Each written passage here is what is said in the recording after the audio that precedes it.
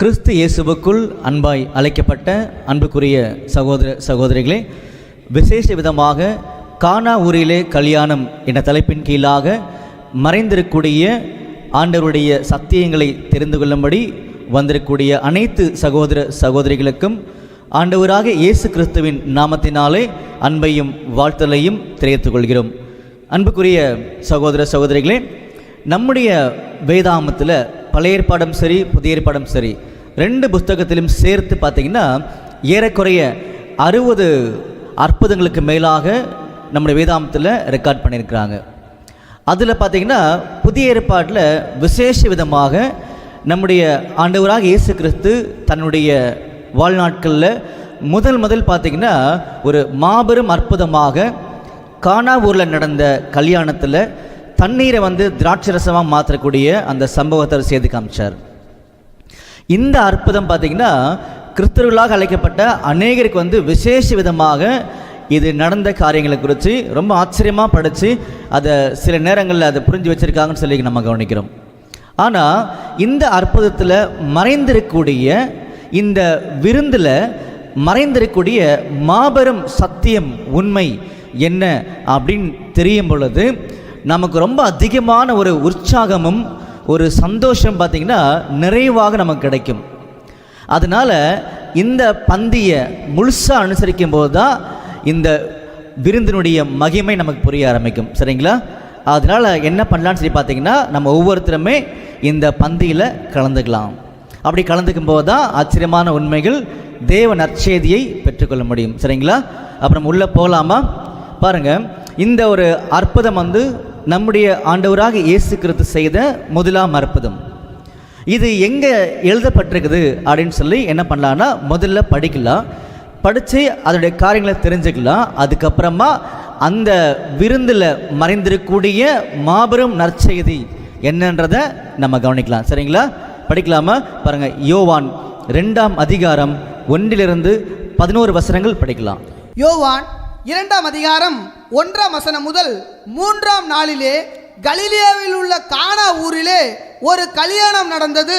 இயேசுவின் தாயும் அங்கே இருந்தால். பாருங்க, 3ஆவது நாளில் கலிலேயாவில் உள்ள கானா ஊரில் ஒரு கல்யாணம் நடந்தது, இயேசுவின் தாயும் அங்கே இருந்தால் அப்படின்னு சொல்லி நமக்கு இங்கே சொல்கிறாங்க. அப்போது நல்ல ஒரு பழக்கப்பட்ட அல்லது ஒரு உறவினருடைய ஒரு திருமணமாக இருக்கலான்னு சொல்லி நமக்கு தெரியும். ஏன்னா நம்முடைய ஆண்டவருடைய மாம்ச பிரகாரம் இருக்கக்கூடிய தாய் அங்கே இருக்கிறாங்க. அதனால் அவங்களுக்கு தெரிஞ்ச ஒரு திருமணம்ன்றதை நம்ம புரிஞ்சுக்கலாம்னு சொல்லி பார்க்குறோம். சரிங்களா? அப்போது இந்த கானா ஊர் எங்கே இருக்குது அப்படின்னு சொல்லி கவனிக்கும் பொழுது இந்த மேப் பார்த்திங்கன்னா உங்களுக்கு தெரியும். சரிங்களா? பாருங்கள், 3 முக்கியமான இடங்களில் தான் நம்முடைய ஆண்டவர் அவருடைய ஊழியத்தை நிறைவேற்றிருக்கார்.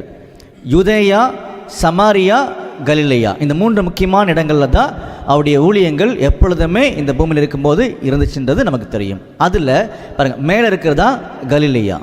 இந்த கலிலேயாவில் தான் பார்த்திங்கன்னா கானா ஊர் இருக்குது. பாருங்கள், இந்த படம் பார்த்திங்கன்னா உங்களுக்கு தெரியும். கப்பர்நாகமுக்கும் நாசரேத்துக்கும் நடுவில் இருக்கிறதா இந்த கானா ஊர். இந்த கானா ஊரில் பார்த்திங்கன்னா ஒரு கல்யாணத்துக்கு நம்முடைய இயேசு கிறிஸ்துவும் சீஷர்களும் அழைக்கப்பட்டிருக்கிறாங்க. அந்த ஒரு விருந்தில் ஏற்கனவே அவருடைய அம்மாவாகிய மரியம்மாள் அங்கே இருக்கிறாங்கன்றதை இப்போ நம்ம படிச்சிருக்கோம். சரிங்களா? தொடர்ந்து படிக்கலாமா? யோவான் 2ஆம் அதிகாரம் 2ஆம் வசனம், இயேசுவும் அவருடைய சீஷரும் அந்த கல்யாணத்துக்கு அழைக்கப்பட்டிருந்தார்கள். பாருங்க, இயேசுவும் சீஷரும் அந்த கல்யாணத்துக்கு அழைக்கப்பட்டிருந்தார்கள் அப்படின்றத நம்ம பார்க்கிறோம். அடுத்தது, திராட்சரசம் குறைவுபட்ட போது இயேசுவின் தாய் அவரை நோக்கி அவர்களுக்கு திராட்சரசம் இல்லை என்றால். பாருங்க, ஸோ அந்த விருந்து போயிட்டு இருக்கும் பொழுது திராட்சரசம் குறைய காணப்பட்டது அப்படின்றத மரியாமல் அங்கே கவனிக்கிறாங்க. அப்போ யூதர்களுடைய ஒரு பழக்கம் என்னன்னு சொல்லி பார்த்தீங்கன்னா திருமண காரியங்களில் திராட்சரசம் பரிமாறுறது அவங்களுடைய வழக்கமாக இருந்ததுன்றதை நம்ம இங்கே இதன் மூலமாக தெரிஞ்சுக்கிறோம். ஆனால் விசேஷம் பார்த்திங்கன்னா அந்த விருந்துக்கு நம்முடைய இயேசு கிறிஸ்து அழைக்கப்பட்டிருக்காருன்னு சொல்லி தெரிஞ்ச உடனே நிறைய பேர் வருவாங்க இல்லையா? அதனால தான் பார்த்திங்கன்னா திராட்சரசம் குறைய காணப்பட்டுன்றதை இங்கே சொல்லி காமிக்கிறாங்க, நிறைய பேர் வந்ததுனால. சரிங்களா? தொடர்ந்து படிங்க. 4ஆம் வசனம், அதற்கு இயேசு, ஸ்திரீயே, எனக்கும் உனக்கும் என்ன, என் வேலை இன்னும் வரவில்லை என்றார். பார்த்தீங்களா? அப்போது அந்த மரியம்மாள் நம்முடைய ஆண்டவராக இயேசு கிறிஸ்துனுடைய மாம்ச பிரகாரம் இருக்கக்கூடிய அந்த தாய் என்ன பண்ணுறாங்கன்னா அவரை பார்த்து திராட்சரசம் குறைவாக இருக்குது, அப்படின்னு சொல்லி பார்த்தீங்கன்னா அங்கே சொன்னாங்க. உடனே நம்முடைய ஆண்டவராக இயேசு கிறிஸ்துவுடைய ஒரு ரிப்ளை பார்த்தீங்கன்னா, ஸ்திரீயே உனக்கும் எனக்கும் என்ன, என் வேலை இன்னும் வரவில்லை அப்படின்னு சொல்லி பார்த்தீங்கன்னா அங்கே சொன்னார். அப்போது நம்முடைய ஆண்டவராக இயேசு கிறிஸ்துவுடைய அங்கே அவர் தான் பேசக்கூடிய நிலைமையை கவனிக்கும் பொழுது அந்த ஸ்திரீக்கு ஒரு சரியான பதிலை பார்த்தீங்கன்னா அவர் சொல்லி காமிச்சார். ஏன்னா ஸ்திரீயேன்னு சொல்லி அவர் கூப்பிடும் பொழுது இது அவங்க பேசக்கூடிய வழக்கமே அப்படி தான். பாருங்க, உதாரணத்துக்கு யோவான் 19ஆம் அதிகாரம் 26ஆம் வசனம் படிங்க. யோவான் 19ஆம் அதிகாரம் 26ஆம் வசனம். அப்பொழுது இயேசு தம்முடைய தாயையும் அருகே நின்ற தமக்கு அன்பாயிருந்த சீஷனையும் கண்டு தம்முடைய தாயை நோக்கி, ஸ்திரீயே அதோ உன் மகன் என்றார். பார்த்தீங்களா, ஸ்திரீயே அதோ உன் மகன் என்றார். அப்போ ஸ்திரீன்றது பார்த்தீங்கன்னா அவர் எப்பொழுதுமே பேசக்கூடிய ஒரு நார்மலான ஒரு வார்த்தைன்றதை நம்ம புரிஞ்சுக்கிறோம். அப்போ இந்த மரியம்மா என்ன பண்ணாங்கன்னு சொல்லி கவனிக்கும் பொழுது திராட்சை ரசம் குறைவுபட்டது. அதனால் ஆண்டவர் பார்த்து சொன்னாங்க. ஆண்டவர் சொன்னார், ஸ்திரீயே உனக்கும் எனக்கும் என்ன அப்படின்னு சொல்லி அங்கே சொல்லும் பொழுது என் வேலை இன்னும் வரவில்லை. அப்போது நம்முடைய ஆண்டவராக இயேசு கிறிஸ்துவுடைய வேலை வரத்துக்கு முன்னாடி என்ன பண்ண மாட்டார்னா அவர் இந்த பூமியில் அவருடைய கிரியைகளை செய்ய மாட்டான்றதை அங்கே சொல்லி காமிச்சாங்க. அப்போ இந்த மரியம்மா பார்த்தீங்கன்னா அவருடைய தாயை இருந்தால் கூட அவருடைய வார்த்தைக்கு மனப்பூர்வமாக என்ன பண்ணுறாங்கன்னா கீழ்ப்படுகிறாங்க. சரிங்களா, படிங்க. யோவான் 2ஆம் அதிகாரம் 5ஆம் வசனம். அவருடைய தாய் வேலைக்காரரை நோக்கி, அவர் உங்களுக்கு என்ன சொல்கிறாரோ அதன்படி செய்யுங்கள் என்றால். பார்த்தீங்களா, அவர் என்ன சொல்கிறாரோ அதன்படி நீங்கள் செய்கின்றதை அங்கே சொல்லி காமிச்சிட்டாங்க. அப்போது மரியம்மா கூட பார்த்தீங்கன்னா நம்முடைய ஆண்டவராக இயேசு கிறிஸ்து என்னென்னலாம் சொல்கிறாரோ அதை மட்டும் செய்யுங்கன்றதில் அவங்க ரொம்ப தெளிவாக இருக்கிறாங்க. அதுதான் அவங்களுடைய வெளியேற பெற்ற ஒரு கீழ்ப்படிதல் அப்படின்றத நம்ம தெளிவாக தெரிஞ்சுக்கிறோம். சரிங்களா, அடுத்து படிங்க. 6ஆம் வசனம். யூதர்கள் தங்களை சுத்திகரிக்கும் முறைமையின்படியே ஒவ்வொன்று 2-3 குடம் தண்ணீர் கொள்ளத்தக்க 6 கற்சாடிகள் அங்கே வைத்திருந்தது. பார்த்தீங்களா, அப்போ அந்த விருந்து சாலையில் இது ரொம்ப முக்கியம். அந்த விருந்து சாலையில் 6 கற்சாடிகள், பாருங்க இந்த படம் பார்த்தீங்கன்னு தெரியும், 6 கற்சாடிகள் அங்கே வைக்கப்பட்டிருக்கு. ஒவ்வொரு கற்சாடியும் பார்த்தீங்கன்னா 2 அல்லது 3 குடம் பிடிக்கக்கூடிய வகையில் அதோடைய கெப்பாசிட்டி இருக்குன்றத அங்கே சொல்லி காமிக்கிறாங்க. இப்படி விருந்து சாலையில் 6 கற்சாடிகள் இருக்குன்றத நமக்கு சொல்லிட்டாங்க. அடுத்தது 7ஆம் வசனம். இயேசு வேலைக்காரரை நோக்கி, ஜாடிகளிலே தண்ணீர் நிரப்புங்கள் என்றார். பார்த்தீங்களா, ஸோ அடுத்த ஒரு டைரக்ஷன் நம்முடைய ஆர்டர் அங்கே கொடுக்குறாரு. வேலைக்காரரை பார்த்து இந்த 6 கற்சாடிகளில் தண்ணீர் நிரப்புங்கள் அப்படின்றத அங்கே சொல்றாரு. அடுத்தது அவர்கள் அவைகளை நிறைய நிரப்பினார்கள். பார்த்தீங்களா, அவர்கள் அந்த 6 கற்சாடிகள் நிறைய நிரப்பினார்கள். புரிஞ்சுங்களா, கம்ப்ளீட்டாக ஃபுல்லாக ஃபில் பண்ணாங்கன்றத அங்கே சொல்லி காமிக்கிறாங்க. அடுத்தது அவர் அவர்களை நோக்கி, நீங்கள் இப்பொழுது மொண்டு பந்தி விசாரிப்புக்காரரிடத்தில் கொண்டு போங்கள் என்றார். பார்த்தீங்களா, இதுதான் ஒரு மாபெரும் அற்புதம். அந்த 6 கற்சாடியில் நிரப்பப்பட்டது தண்ணீர், வாட்டர். சரிங்களா, அடுத்து அவங்க நிரப்பி முடிச்ச உடனே அந்த வேலைக்காரரை கூப்பிட்டு என்ன பண்ணுறாருன்னா, இப்பொழுது நீங்கள் இதை கொண்டு போங்க அப்படின்னு சொல்லி பார்த்தீங்கன்னா அடுத்த ஒரு டைரக்ஷன் நம்முடைய ஆண்டவர் அங்கே கொடுக்குறாரு. படிங்க. யோவான் 2ஆம் அதிகாரம் 8ஆம் வசனம்.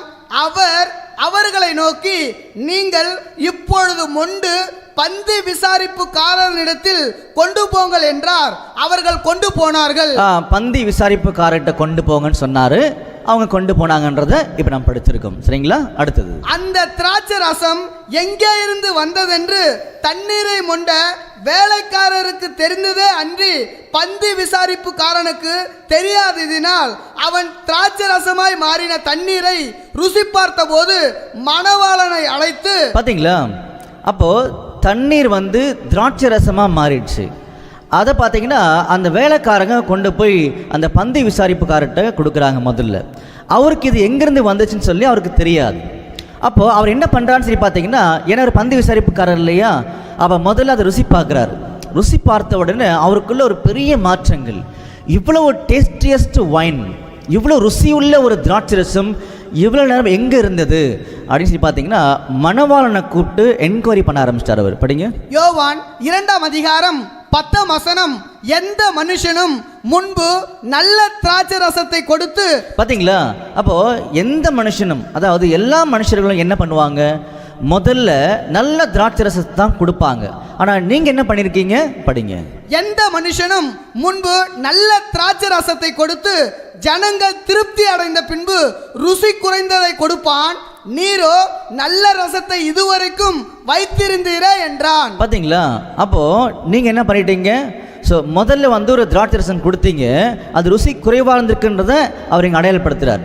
அப்போ ரெண்டாவது கொடுக்கப்பட்ட அந்த திராட்சை ரசம் இவ்வளோ டேஸ்ட்டாக இருக்குது, இவ்வளோ ருசி உள்ள ஒரு திராட்சை ரசமாக இருக்குது. அப்போ எந்த மனுஷனும் இந்த மாதிரி செய்ய மாட்டாங்க. மனுஷர்கள் நார்மலாக செகண்ட் டைம் தான் இந்த மாதிரி ருசி இல்லாத கொடுப்பாங்க.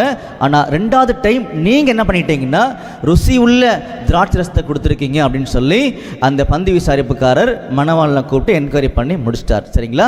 அடுத்த வசனம் படிங்க. யோவான் 2ஆம் அதிகாரம் 11ஆம் வசனம். இவ்விதமாக இயேசு இந்த முதலாம் அற்புதத்தை கலிலேயாவில் உள்ள கானா ஊரிலே செய்து தம்முடைய மகிமையை வெளிப்படுத்தினார். அவருடைய சீஷர்கள் அவரிடத்தில் விசுவாசம் வைத்தார்கள். பாத்தீங்களா? அப்போ இவ்விதமாக நம்முடைய ஆண்டவராக இயேசு கிறிஸ்து தன்னுடைய முதலாவது அற்புதத்தை பதிவு செய்தார். அதனால அவருடைய மகிமை அங்கு விளங்கிட்டுன்றதை நம்ம கவனிக்கிறோம். இதெல்லாம் பார்த்த உடனே சீஷருடைய விசுவாசங்கள் அதிகமாக பெருகிடுச்சுன்றதை இங்கே நமக்கு ஆண்டவர் சொல்லி காமிச்சிருக்காரு. அதே மாதிரி அன்புக்குரிய சகோதர சகோதரிகளே, இப்போ நாம் இந்த விருந்துக்கு அழைக்கப்பட்டிருக்கோம். நோட்டீஸ் கொடுத்து வந்திருக்கோம், எல்லாருமே பார்த்துட்டு இருக்கோம் இல்லையா? அப்போது இந்த விருந்தில் மறைந்துள்ள அந்த சத்தியங்களை ருசி பார்க்கும் பொழுது நம்முடைய விசுவாசமும் ரொம்ப அதிகமாக இன்க்ரீஸ் ஆகிடும் அப்படின்னு ஆண்டவர் சொல்கிறார். அப்போ நம்ம கட்டாயமாக இதில் மறைஞ்சிருக்கக்கூடிய ரகசியங்களில் சத்தியங்களில் மகிமையான காரியங்களை ருசி பார்க்கணுமா வேண்டாமா? ருசி பார்க்கணும் இல்லையா? நம்ம கவனிக்க போகிறோம். சரிங்களா? அப்போ பந்தி முடிகிற வரைக்கும் நம்ம எல்லாருமே நிதானமாக கவனிக்கும் பொழுது நிறைய உண்மைகளை நம்மளால் வெளியெடுக்க முடியுன்ற ஒரு நம்பிக்கை நமக்கு வந்துடும். சரிங்களா? சரி. அப்போது இது பார்த்திங்கன்னா நம்முடைய ஆண்டவர் செய்த ஒரு அற்புதன்றது நமக்கு எல்லாருக்கும் நிறையலாம் தெரியும். நம்முடைய ஆண்டவர் நிறைய அற்புதங்கள் புதிய ஏற்பாட்டு காலத்தில் அவர் செய்திருக்கார். உதாரணத்துக்கு பார்த்தீங்கன்னா 5 அப்பமும் 2 மீனும் அப்படின்னு சொல்லி நமக்கு தெரியும். அதே மாதிரி பார்த்தீங்கன்னா 7 அப்பமும் சில மீன்களும் அப்படின்னு பார்த்தீங்கன்னா நமக்கு தெரியும். அதேமாதிரி பார்த்தீங்கன்னா பிறவியில் இருக்கக்கூடிய குருடனாக இருக்கக்கூடியவங்க, சப்பானியாக இருக்கக்கூடியவங்க, மரித்தவர்கள், இவங்க எல்லாத்தையும் உயிர் தெழுப்புவார். சரிங்களா? அதேமாதிரி பார்த்தீங்கன்னா நிறைய வியாதி உள்ளவர்களை சுத்தமாக்குவார். இதெல்லாம் பார்த்தீங்கன்னா அற்புதங்கள். இப்படி நிறைய பண்ணியிருக்கார். அப்போது இந்த ஒவ்வொரு அற்புதத்திலையும் அற்புதமான சத்தியங்கள் உள்ள இருக்கின்றத புரிஞ்சுக்கிறதுக்கு இந்த முதல் அற்புதம் ஒரு மிகப்பெரிய சாட்சியாக விளங்கும்ன்றதையும் நாம் மறந்துடக்கூடாது. சரிங்களா? அப்போது அற்புதங்களை நாம் எப்படி புரிஞ்சுக்கணும் அப்படின்றதுக்கு ஒரு உதாரணம் பார்க்கலாமா? நல்லா புரிஞ்சுக்கோங்க. அற்புதங்களை, அதாவது அற்புதத்துக்குள்ளே மறைஞ்சிருக்கக்கூடிய சத்தியங்களை கண்டுபிடிக்கிறதுக்கு ஒரு சின்ன உதாரணம் நம்ம பார்க்க போகிறோம். அந்த உதாரணத்தை புரிஞ்சிக்கும் பொழுது நமக்கு இந்த கானாவூர் கல்யாணத்தில் நடந்த, அதாவது தண்ணீரை திராட்சரசமாக மாற்றின அந்த அற்புதத்தினுடைய உண்மைகளை இப்படி தான் அணுகணுன்ற ஒரு நம்பிக்கை நமக்கு கிடைச்சிடும். சரிங்களா? அப்போ ஒரு உதாரணம் பார்க்கலாமா? பாருங்கள். யோவான் 9ஆம் அதிகாரம் 1ஆம் வசனம் படிங்க. யோவான் 9ஆம் அதிகாரம் 1ஆம் வசனம். அவர் அப்புறம் போகையில் பிறவி குருடனாகிய ஒரு மனுஷனை கண்டார். அப்பொழுது அவருடைய சீஷர்கள் அவரை நோக்கி, ரபி, இவன் குருடனாய் பிறந்தது யார் செய்த பாவம்? இவன் செய்த பாவமோ இவனை பெற்றவர்கள் செய்த பாவமோ என்று கேட்டார்கள். பார்த்தீங்களா? ஒரு பிறவிலே ஒரு குருடனாக இருக்கக்கூடிய ஒரு மனுஷனை கொண்டு வந்து அவர்கிட்ட நிற்க வச்சு கேட்குறாங்க. இவருக்கு கண்ணு கிடையாது, பிறவிலே குருடனாக இருக்காரு. இது யார் செய்த பாவம்? இவர் செய்த பாவமா அல்லது இவருடைய பெற்றோர் செய்த பாவமா அப்படின்னு சொல்லி கேட்கும் பொழுது ஒரு சரியான பதிலை அழகாக சொல்றார் நம்முடைய ஆண்டவர். படிங்க. யோவான் 9ஆம் அதிகாரம் 3ஆம் வசனம். இயேசு பிரதியுத்தரமாக, அது இவன் செய்த பாவமும் அல்ல, இவனை பெற்றவர்கள் செய்த பாவமும் அல்ல, தேவனுடைய கிரியைகள் இவனிடத்தில் வெளிப்படும் பொருட்டு இப்படி பிறந்தான். பார்த்தீங்களா? இது இவர் செய்த பாவமும் கிடையாது, பெற்றோர் செய்த பாவமும் கிடையாது, தேவனுடைய கிரியைகள் இவனிடத்தில் வெளிப்படும்படியாக இவன் நடந்துச்சுன்னு சொல்லி காமிச்சார். புரிஞ்சுங்களா? அப்போது இந்த பிறவி குருடனை அவர் குணப்படுத்துறது ஒரு பெரிய அற்புதம் இல்லையா? அந்த அற்புதத்தை நம்ம அணுகக்கூடிய முறைமைகளை தெரிஞ்சுக்கிட்டோம் அப்படின்னா அதே மாதிரி காண ஒரு கல்யாணத்தை நம்ம ஈஸியாக என்ன பண்ண முடியும்னா புரிஞ்சுக்க முடியும். சரிங்களா? தொடர்ந்து படிக்கலாம் பாருங்க. அதிலே யோவான் 9ஆம் அதிகாரம் 4ஆம் வசனம். பகற்காலம் இருக்கும் மட்டும் நான் என்னை அனுப்பினருடைய கிரியைகளை செய்ய வேண்டும், ஒருவனும் கிரியை செய்யக்கூடாத ராக்காலம் வருகிறது. நான் உலகத்தில் இருக்கையில் உலகத்திற்கு ஒளியாய் இருக்கிறேன் என்றார். சில எக்ஸ்பிளனேஷன்லாம் அவங்களுக்கு கொடுத்துட்டு இந்த பிறவி குருடனை குணப்படுத்த போறார். நல்லா கவனிங்க, நாம் ஒரு பெரிய விருந்துக்கு வந்திருக்கிறோம், சரிங்களா? அந்த விருந்து சாலையில் உட்கார்ந்துட்டு இருக்கிறோம். அந்த விருந்து சாலையில் பரிமாறப்பட்ட அந்த திராட்சை ரசத்தை நாம் பருகி இருக்கிறோம் வசனத்தின் மூலமாக. ஆனால் உள்ள என்ன மகத்துவமான தேவ ஞானம் இருக்குன்றது நமக்கு ஒருவேளை புரியாமல் இருக்கலாம். புரியறதுக்காக தான் இந்த உதாரணத்துக்குள்ள போயிட்டு இருக்கணும், சரிங்களா? படிங்க. யோவான் 9ஆம் அதிகாரம் 6ஆம் வசனம். இவைகளை சொல்லி அவர் தரையிலே துப்பி, பாருங்க, இந்த வார்த்தைகளை பேசி முடிச்ச உடனே அவர் தரையில துப்புறாராம், சரிங்களா? அடுத்தது உமிழ் நீரினால் சேர் உண்டாக்கி, தரையில துப்பிட்டு உமிழ் நீரினால் சேர் உண்டாக்கி அப்படின்றார். அந்த சேற்றை குருடனுடைய கண்களின் மேல் பூசி, அந்த சேற்றை எடுத்து குருடனுடைய கண்கள்ல பூசுறாரு. நீ போய் சீலோவாம் குளத்திலே கழுவு என்றார். அவ்வளவுதான், சிம்பிள். நீ போய் சீலோவாம் குளத்துல கழுவு அப்படின்னு சொல்லி பார்த்தீங்கன்னா அங்க சொல்றாரு. அடுத்தது சீலோவாம் என்பதற்கு அனுப்பப்பட்டவன் என்று அர்த்தமா? சீலோவாம் என்பதற்கு அனுப்பப்பட்டவன் என்று அர்த்தமாம். அப்படியே அவன் போய் கழுவி பார்வை அடைந்தவனாய் திரும்பி வந்தான். அவ்வளவுதான், முடிஞ்சிருச்சு. அவர் கண்ணு பார்வை மறுபடியும் வந்துருச்சுன்னு சொல்லிட்டாரு. அன்புக்குரிய சகோதர சகோதரிகளே, இதெல்லாம் நம்முடைய ஆண்டவர் பண்ண அற்புதங்கள். இதில் மறைந்திருக்கக்கூடிய உண்மைகள் தெரியாதனால தான் நமக்கு ஆண்டுடைய மகத்துவமான திட்டங்களுக்குள்ள கடந்து போகிறது சிரமமாக இருக்குது. அப்போ இங்கே நம்ம என்ன பார்த்தோம்? பிறவிலே ஒரு குருடன் இருக்காரா, கண்ணு குருடா இருக்குன்னு நமக்கு தெரிஞ்சிருச்சு. அது எப்படி குணப்படுத்தினார்னா, அவர் வாயில் என்ன பண்ணார்னா துப்புனார். ஃபர்ஸ்ட் ஆக்ஷன் துப்புனாரா, கீழே தரையில் எச்சி வந்துருச்சு, சரிங்களா? எச்சி வந்ததுனால என்ன பண்ணாருன்னா அந்த உமிழ் நீரினால் சேறு உண்டாக்குறாரு. அப்போ அந்த மண் கூட, தரையில் இருக்கக்கூடிய மண் கூட எது கலந்துருச்சு? அவருடைய எச்சி கலந்து சேறு மாதிரி ஆயிடுச்சு. அதை எடுத்து அவருடைய கண்களில் தடவுறாரு. தடவிட்டு சீலோவாம் குளத்தில் போய் கழுவுன்னு சொன்னார். கழுவுனாரு, குணமாயிட்டார். அப்போ என்ன பண்ணாருன்னு சொல்லி இதனுடைய உண்மைகளை நம்ம கண்டுபிடிக்கும் பொழுது, பிறவி குருடன், அதாவது யார் குருடர்கள் அப்படின்னு சொல்லி பார்த்தீங்கன்னா, பாருங்க, சத்தியம் தெரியாத எல்லா ஜனங்களும் குருடர்கள் தான் அப்படின்னு பார்த்தீங்கன்னா ரொம்ப தெளிவாக நமக்கு ஆண்டவர் புரிய வச்சிருக்காரு. படிக்கலாமா? பாருங்க, 2 கொரிந்தியர் 4ஆம் அதிகாரம் 4ஆம் வசனம். 2 கொரிந்தியர் 4ஆம் அதிகாரம் 4ஆம் வசனம். தேவனுடைய சாயலா இருக்கிற கிறிஸ்துவின் மகிமையான சுவிசேஷத்தின் ஒளி அவிசுவாசிகளாகிய அவர்களுக்கு பிரகாசமாய் இராதபடிக்கு இப்பிரபஞ்சத்தின் தேவனானவன் அவர்களுடைய மனதை குருடாக்கினான். பாருங்க, இந்த பிரபஞ்சத்தின் தேவன் யாருன்னா பிசாசானவன். ஒட்டுமொத்த உலக ஜனங்களுடைய மனசு என்ன பண்ணிட்டார்னா குருடாக்கி வச்சுக்கிறான். இந்த கண் கிடையாது, மனக்கண். அந்த பிசாசனம் என்ன பண்ணிட்டாருன்னா எல்லா ஜனங்களுடைய மனக்கண்ணையும் குருடாக்கி வச்சுட்டாருனா. அப்படி குருடாக்கி வச்சதுனால தான் ஆண்டவுடைய மகத்துவமான சத்தியங்கள் இன்னைக்கு நிறைய பேருக்கு தெரியாமல் இருக்குது, சரிங்களா? அதனால தான் பார்த்தீங்கன்னா அப்போஸ்தலனாகிய பவுல் கூட நமக்காக ஜெபம் பண்ணார். என்ன பண்ணார்னு சொல்லி பார்த்தீங்கன்னா, பிரகாசமுள்ள மனக்கண்களை கொடுக்கும்படியாக வேண்டிக் கொள்கிறேன்னு சொல்லி அவர் எபேசியர் 1ஆம் அதிகாரம் 19ஆம் வசனத்தில் சொல்லி காமிச்சார், சரிங்களா? நம்முடைய பாடம் இது கிடையாது. நாம் போக வேண்டியது கல்யாண விருந்தில், அங்கே தான் கண்டுபிடிக்கிற உண்மைகளை அது தெரிஞ்சுக்கிறதுக்காக இங்கே வந்திருக்கோம், சரிங்களா? அதனால் இதுக்குள்ளே அதிக நேரம் போக முடியாது, சீக்கிரமாக வெளியே வந்துடலாம். அப்போது நம்முடைய ஆண்டவராக இயேசு கிறிஸ்துவுடைய வாயிலிருந்து வரக்கூடிய ஏதோ ஒரு விஷயந்தான் குருடனாக இருக்கக்கூடிய எல்லாருடைய கண்களையும் திறக்கணுன்றதை இங்கே சொல்லி காமிச்சார். அப்போ குருடன் யாருன்னா சத்தியம் தெரியாத எல்லாருமே குருடர்கள்ன்றதை தெளிவுபடுத்திட்டாரு. அவங்க தெளிவடையணும்னா ஆண்டவருடைய வாயிலிருந்து வரக்கூடிய உமிழ்நீர் மூலமாக சேறு உண்டாக்கணும், அதை தடவணும், சீலோவாம் குளத்தில் கழுவணும், குணமாகும். இதுதான் ப்ரொசீஜர், ப்ராசஸ், இல்லையா? அப்போ அந்த குருடன் யாருன்றதை நம்ம பார்த்துட்டோம். நம்முடைய ஆண்டவர் இயேசு கிறிஸ்து, நம்முடைய ஆண்டவர் இயேசு கிறிஸ்து தான் அவருடைய வாயிலிருந்து வரக்கூடிய அந்த உமிழ் நீர் என்னன்னு தெரியணும், இல்லையா? படிக்கலாமா? பாருங்க, ஏசாயா 55ஆம் அதிகாரம் 11ஆம் வசனம். ஏசாயா 55ஆம் அதிகாரம் 11ஆம் வசனம். அப்படியே என் வாயிலிருந்து புறப்படும் வசனமும் இருக்கும். பார்த்தீங்களா? அவருடைய வாயிலிருந்து புறப்படக்கூடிய வசனமும் இருக்கும் அப்படின்றத சொல்லி காமிச்சார். அப்போ வாயிலிருந்து வரக்கூடிய உமிழ் நீர் எதை அடையாளப்படுத்துதுன்னு சொல்லி பார்த்தீங்கன்னா, நம்முடைய ஆண்டவராக இயேசு கிறிஸ்துவினுடைய சத்தியங்களை, வசனங்களை அடையாளப்படுத்துதுன்றதை நமக்கு இங்கே தெளிவுபடுத்தி இங்கே காமிச்சார், சரிங்களா? இதுக்கு இன்னொரு வசனம் படிக்கலாமா?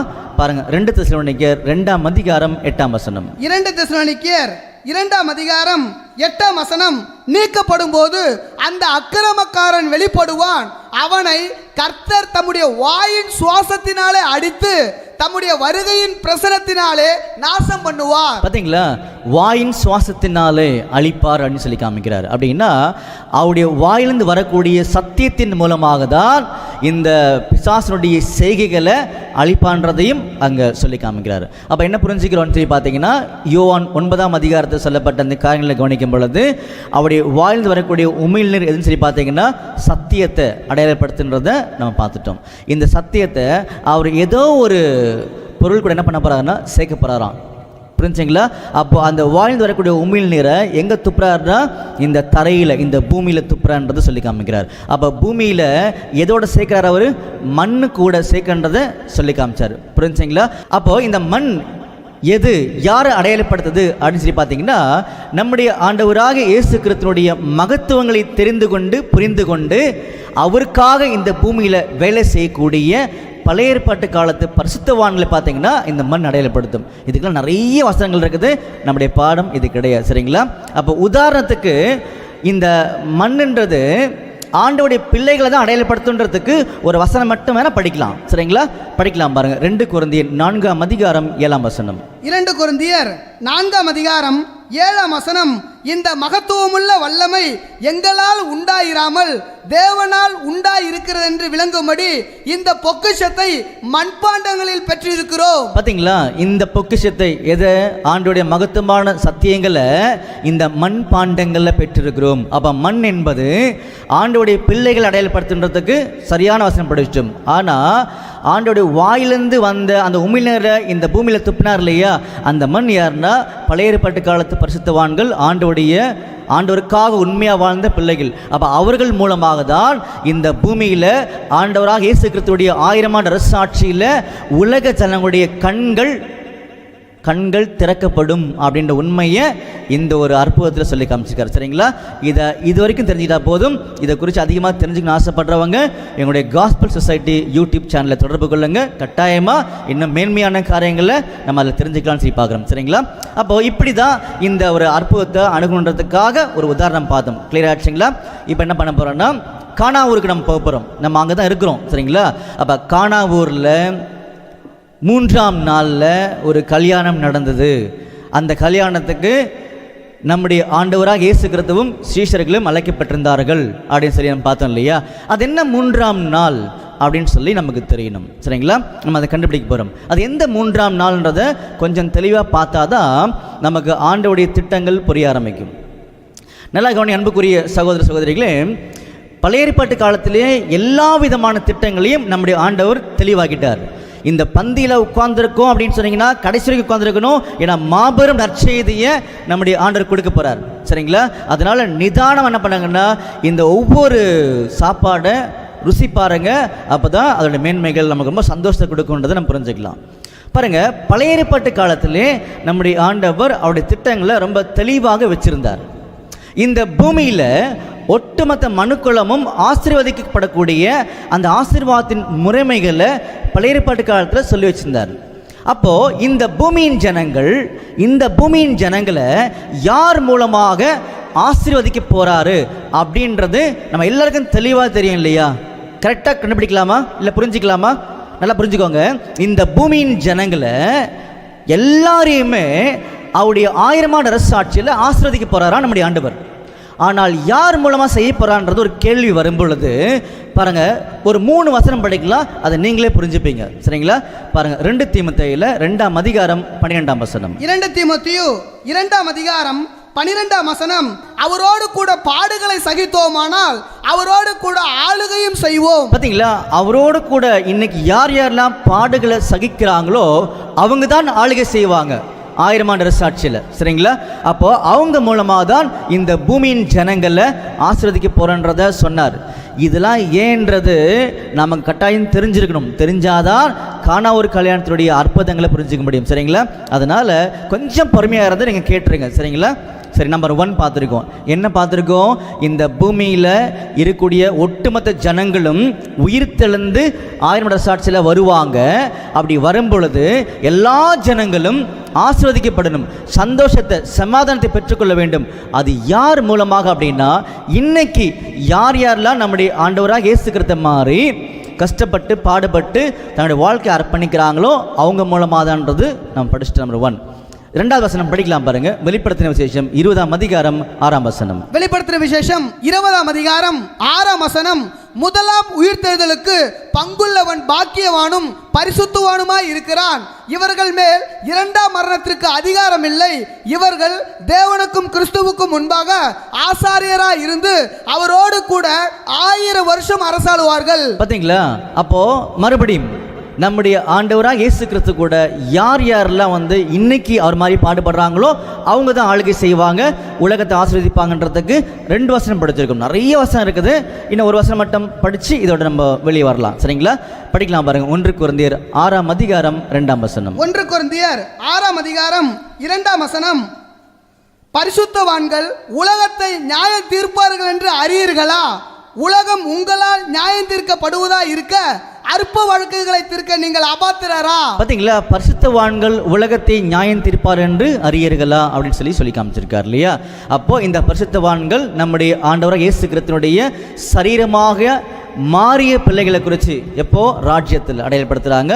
அப்போ அவங்க மூலமாக தான் இந்த உலகம் ஆசீர்வதிக்கப்பட போகின்ற உண்மைகளை இங்கே சொல்லி காமிச்சிருக்காரு. சரிங்களா? இது ஒரு பாயிண்ட் மைண்டில் வச்சுக்கோங்க.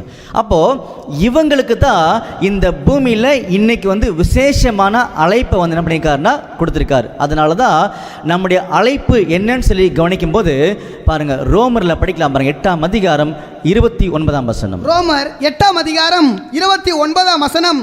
தம்முடைய குமாரன் அநேக சகோதரருக்குள்ளே முதற் பேரானவராய் இருக்கும் பொருட்டு தேவன் எவர்களை முன்னறிந்தாரோ அவர்களை தமது குமாரனுடைய சாயலுக்கு ஒப்பாய் இருப்பதற்கு முன்குறித்திருக்கிறார். பார்த்தீங்களா? அப்போ தேவன் யார் யாரெல்லாம் முன் குறிச்சிருக்கிறாரோ அவர்களை தம்முடைய குமாரனுடைய சாயலுக்கு ஒப்பாக மாற்ற வேண்டும் அப்படின்றது தான் நம்முடைய ஆண்டவருடைய திட்டம். சரிங்களா? இதை குறித்து இன்னொரு வசனம் படிக்கலாமா பாருங்க. கலாத்தியர் 4ஆம் அதிகாரம் 19ஆம் வசனம். கலாத்தியர் 4ஆம் அதிகாரம் 19ஆம் வசனம். என் சிறு பிள்ளைகளே, கிறிஸ்து உங்களிடத்தில் உருவாகும் அளவும் உங்களுக்காக மறுபடியும் கற்ப வேதனைப்படுகிறேன். பார்த்தீங்களா? என் சிறு பிள்ளைகளே, கிறிஸ்து உங்களில் உருவாகும் அளவும் அப்படின்னு சொல்லி காமிக்கிறார். அப்போ நமக்குள்ள யார் உருவாகணும் அப்படின்னா கிறிஸ்து உருவாகணும்னு சொல்லி காமிச்சிருக்காரு. காரணம் என்னென்னா நம்முடைய ஆண்டோடைய திட்டத்தில் நாம் எல்லாருமே அவர் மாதிரியே மாறணுன்றதை சொல்லி காமிச்சிருக்காரு. அன்புக்குரிய சகோதர சகோதரிகளே, ஏன் இவ்வளோ தூரம் உள்ளே போகிறோன்னு சொல்லி பார்த்தீங்கன்னா, அந்த கல்யாணத்தில் மறைஞ்சிடக்கூடிய பொருள் கண்டுபிடிக்கணும் அப்படின்னா, விருந்தினுடைய ஆச்சரியம் கண்டுபிடிக்கணும் அப்படின்னா இதெல்லாம் நமக்கு தேவை. சரிங்களா? அப்போது கொஞ்சம் ரிவைஸ் பண்ணி பார்க்கலாமா? நம்முடைய ஆண்டவராக இயேசு கிறிஸ்து என்ன சொல்கிறான்னு சொல்லி கவனிச்சிங்கன்னா, இந்த ஒட்டுமொத்த உலக ஜனங்களுடைய மனக்கண்கள் குருடாக்கப்பட்டிருக்கிறது. அவங்களுடைய மனக்கண்களை திறந்து அவங்களுக்கு ஆசீர்வாதம் கொடுக்கணும் அப்படின்னா அந்த ஆசீர்வாதம் கொடுக்கக்கூடிய வேலைகளை யார் செய்வாங்கன்னு சொல்லி பார்த்தீங்கன்னா, நம்முடைய ஆண்டவராக இயேசு கிறிஸ்து மாதிரி யார் யாரெல்லாம் வாழ்ந்து மறிக்கிறாங்களோ அவங்க தான் இந்த ஆசீர்வாதங்களை கொடுப்பாங்கன்றதை சொல்லி காமிக்கிறாரு. அதுக்கு தான் இவ்வளோ வசனங்களை படிச்சிருந்தோம். சரிங்களா? அப்போது இதுடைய பேக்ரவுண்டு தான் ஆதி ஆமத்திலே ரொம்ப தெளிவாக என்ன பண்ணியிருக்காருன்னா நமக்கு சொல்லி காமிச்சிருக்காரு. புரிஞ்சுங்களா? எப்படி சொல்லியிருக்கான்றதை கவனிக்க போகிறோம். ரொம்ப ஆச்சரியமாக இருக்கும். கொஞ்சம் நீங்கள் என்ன பண்ணுங்கன்னா சிரமம் இல்லாமல் கவனிக்க ஆரம்பிங்க. சரிங்களா? முதலாவது என்ன பண்ணாருன்னா, ஆதாம் சொல்லக்கூடிய ஒரு மனுஷனை அவர் உருவாக்கினார். அதே மாதிரி பார்த்தீங்கன்னா, அந்த ஆதாமுடைய விழா எலும்பிலிருந்து ஏவாள் சொல்லக்கூடிய அவருக்கு ஏற்ற துணையாக இருக்கக்கூடிய மனைவி என்ன பண்ணார்னா அவர் ஏற்படுத்தினார் சொல்லி நம்ம கவனிக்கிறோம்.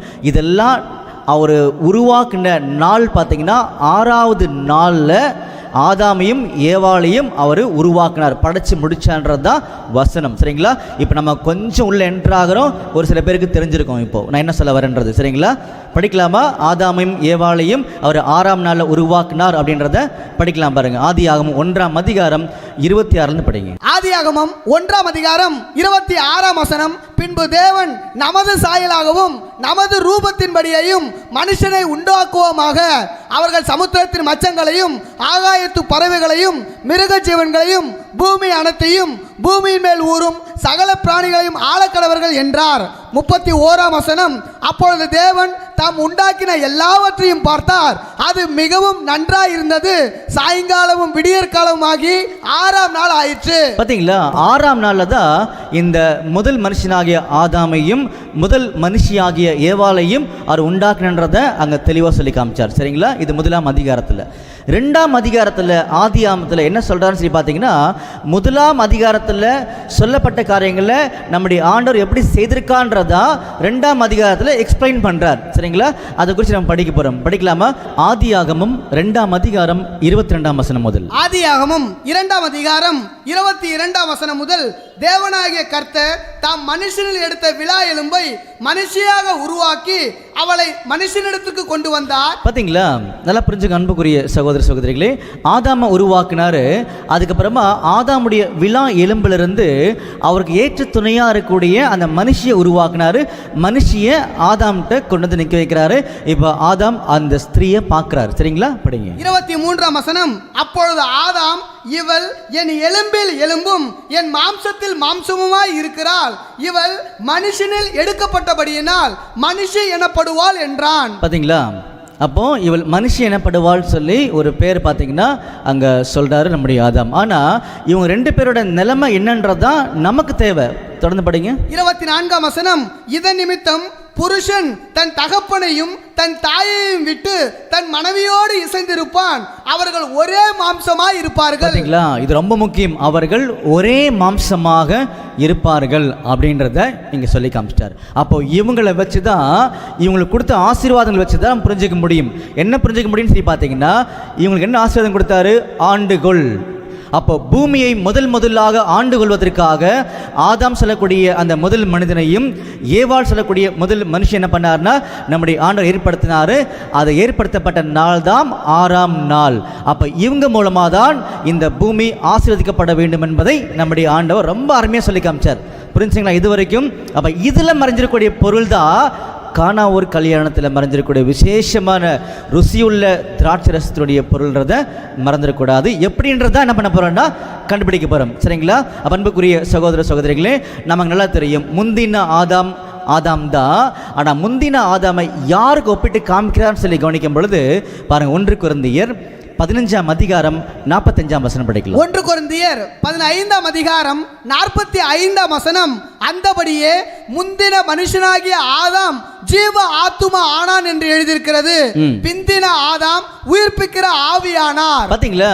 பிந்தின ஆதாம் லைஃப் கிவிங் ஸ்பிரிட் அப்படின்னு சொல்லி பார்த்தீங்கன்னா ஆங்கில வேதாகமத்தில் அழகாக கொடுத்துருப்பாங்க. அப்போது அந்த பிந்தின ஆதாம் யாருன்னு சொல்லி நமக்கு எல்லாருக்கும் நல்லாவே தெரியும், நம்முடைய ஆண்டவராகிய இயேசு கிறிஸ்து. அப்போ ஆதாமை நம்முடைய ஆண்டவர் இயேசு கிறிஸ்துக்கு ஒப்பிட்டு காமிக்கிறாரு நம்முடைய தேவன். அதே மாதிரி ஏவாளை பார்த்தீங்கன்னா அவருடைய சரீரமாக அழைக்கப்பட்டிருக்கக்கூடிய சபைக்கு என்ன பண்ணுறாருன்னா அடையாளப்படுத்தி காமிக்கிறார். அதனால தான் முதலாவது திருமணத்தில் நல்லா புரிஞ்சுக்கோங்க, முதலாவது திருமணத்தை ஏன் ஏற்படுத்தினார்னா அது கிறிஸ்துவை பற்றியும் சபையை பற்றியும் மறைஞ்சிருக்கக்கூடிய முக்கியமான திட்டம். அதனால தான் இந்த பூமியில் திருமணம் சொல்லக்கூடிய ஒரு உறவையை ஏற்படுத்தினாரு நம்முடைய ஆண்டவர். கரெக்டா வசனம் படிக்கலாமா? பாருங்க, எபேசியர் 5ஆம் அதிகாரம் 32ஆம் வசனம். எபேசியர் 5ஆம் அதிகாரம் 32ஆம் வசனம். இந்த ரகசியம் பெரியது, நான் கிறிஸ்துவை பற்றியும் சபையை பற்றியும் சொல்லுகிறேன். பாத்தீங்களா? இந்த ரகசியம் பெரியது, நான் கிறிஸ்துவை பற்றியும் சபையை பற்றியும் சொல்லுகிறேன் அப்படின்ற உண்மையை ஆதியாமத்தில் ஆதாம் மூலமாகவே ஏவாள் மூலமாகவே இந்த உண்மைகள் அங்கே வச்சிருந்தான்றதான் நமக்கு சொல்லப்பட்ட மிகப்பெரிய ஆச்சரியமான உண்மை என்பதை மறந்துடக்கூடாது. அன்புக்குரிய சகோதர சகோதரிகளே, இதில் நமக்கு என்ன வேணும்னு சொல்லி பார்த்தீங்கன்னா 6ஆவது நாளில் ஆதாம் ஏவாளுக்கு ஒரு மிகப்பெரிய திருமணம் நடந்தது. நான் வசனம் படித்தோம் ஆதியாமத்தில். அதே மாதிரி இந்த ஆதாமும் ஏவாளும் யாருக்கு ஒரு முன்னடையாளம் சொல்லி பார்த்தீங்கன்னா மணவாளனாகிய நம்முடைய ஆண்டவராக இயேசு கிறிஸ்துவுக்கும் மணவாட்டியாகிய அவருடைய சபைக்கும் முன்னடையாளம். நல்லா புரிஞ்சுக்கோங்க.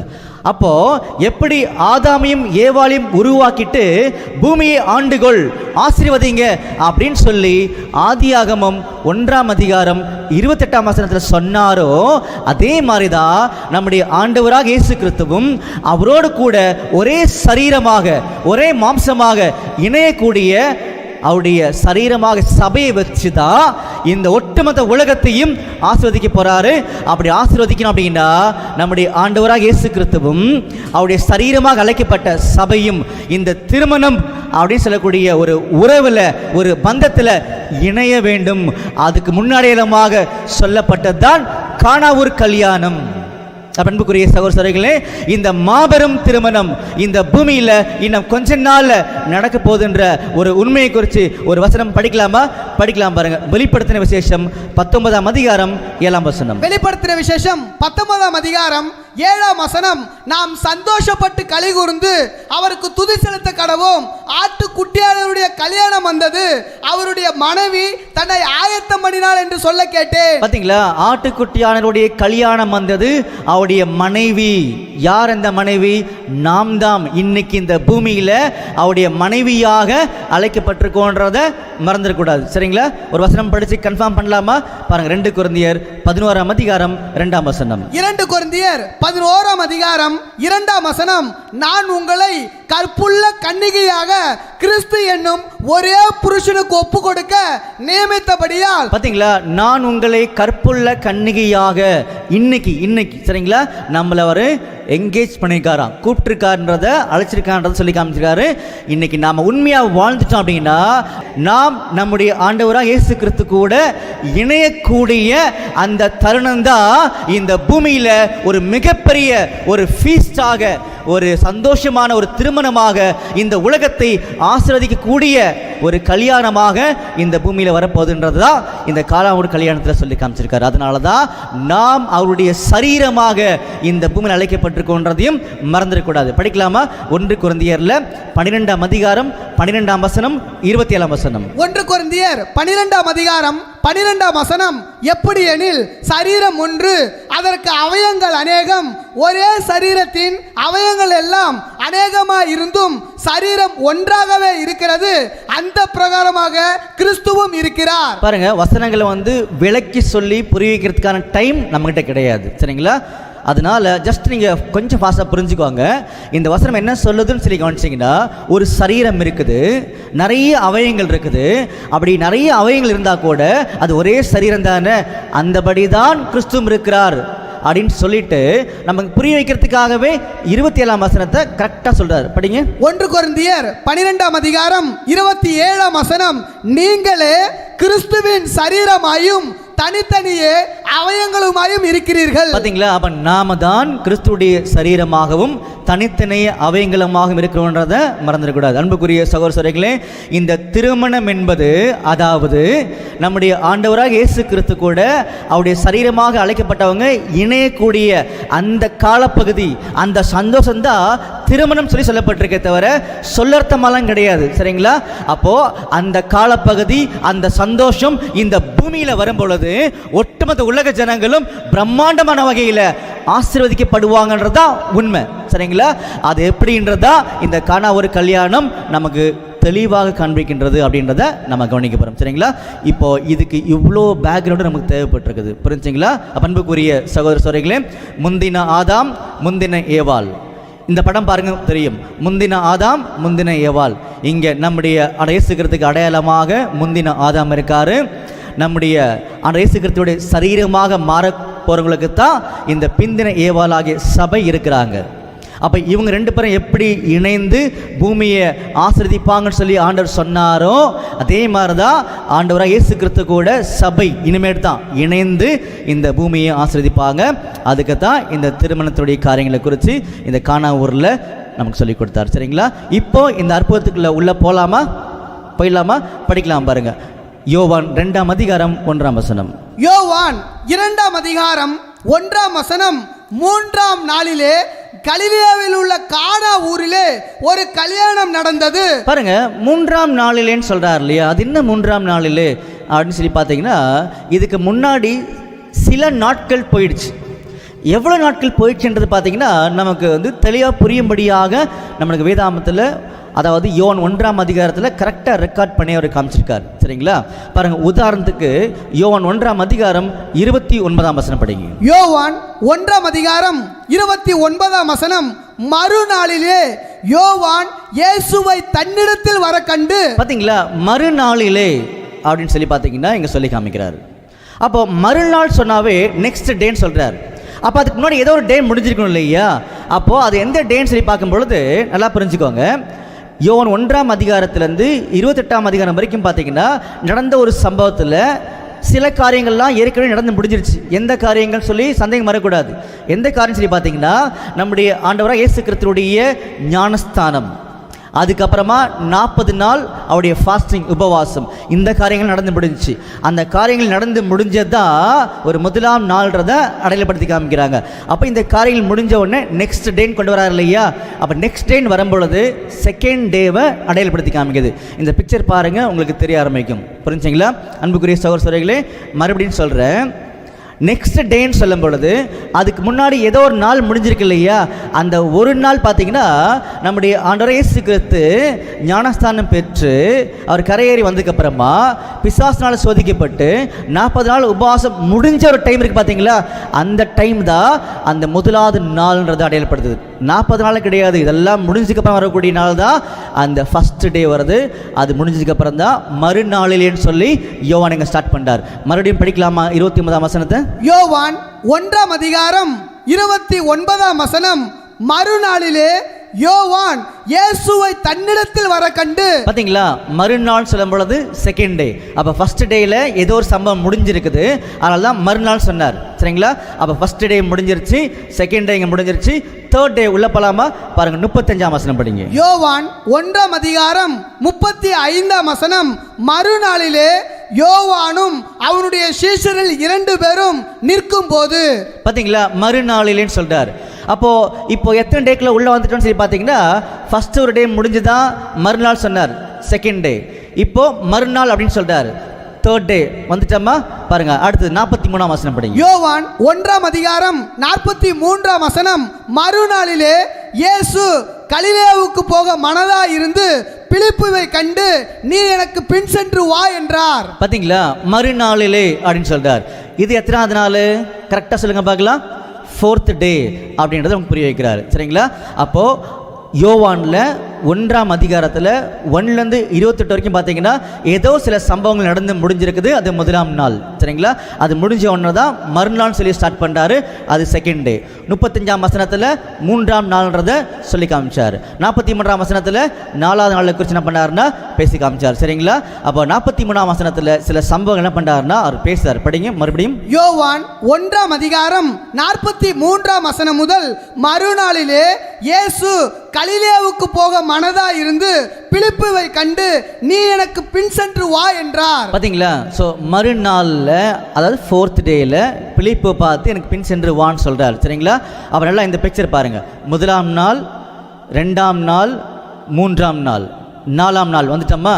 இந்த 4ஆம் நாளில் இவர் எங்கே போகிறதுக்காக பிளான் வச்சுட்டாரா? இப்போ கலீலியாவுக்கு போகிறதுக்காக பிளான் வச்சிருக்காரு. இது 4ஆம் நாள்ன்றதை சொல்லி காமிக்கிறார். சரிங்களா? அப்போ 4ஆம் நாள்ன்றதா கலீலியாவுக்கு போகிறதுக்காக முடிவெடுத்த முதலாம் நாள். புரிஞ்சுங்களா? சரி, இப்போ என்ன பண்ணாங்கன்னா இப்போ யோவான் 2ஆம் அதிகாரம் 1ஆம் வசனம் படிங்க. யோவான் 2ஆம் அதிகாரம் 1ஆம் வசனம்.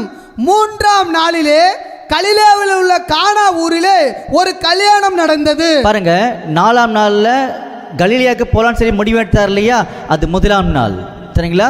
அப்போது முடிவு எடுத்ததுலேருந்து 2ஆம் நாள், 5ஆம் நாள். புரிஞ்சுங்களா?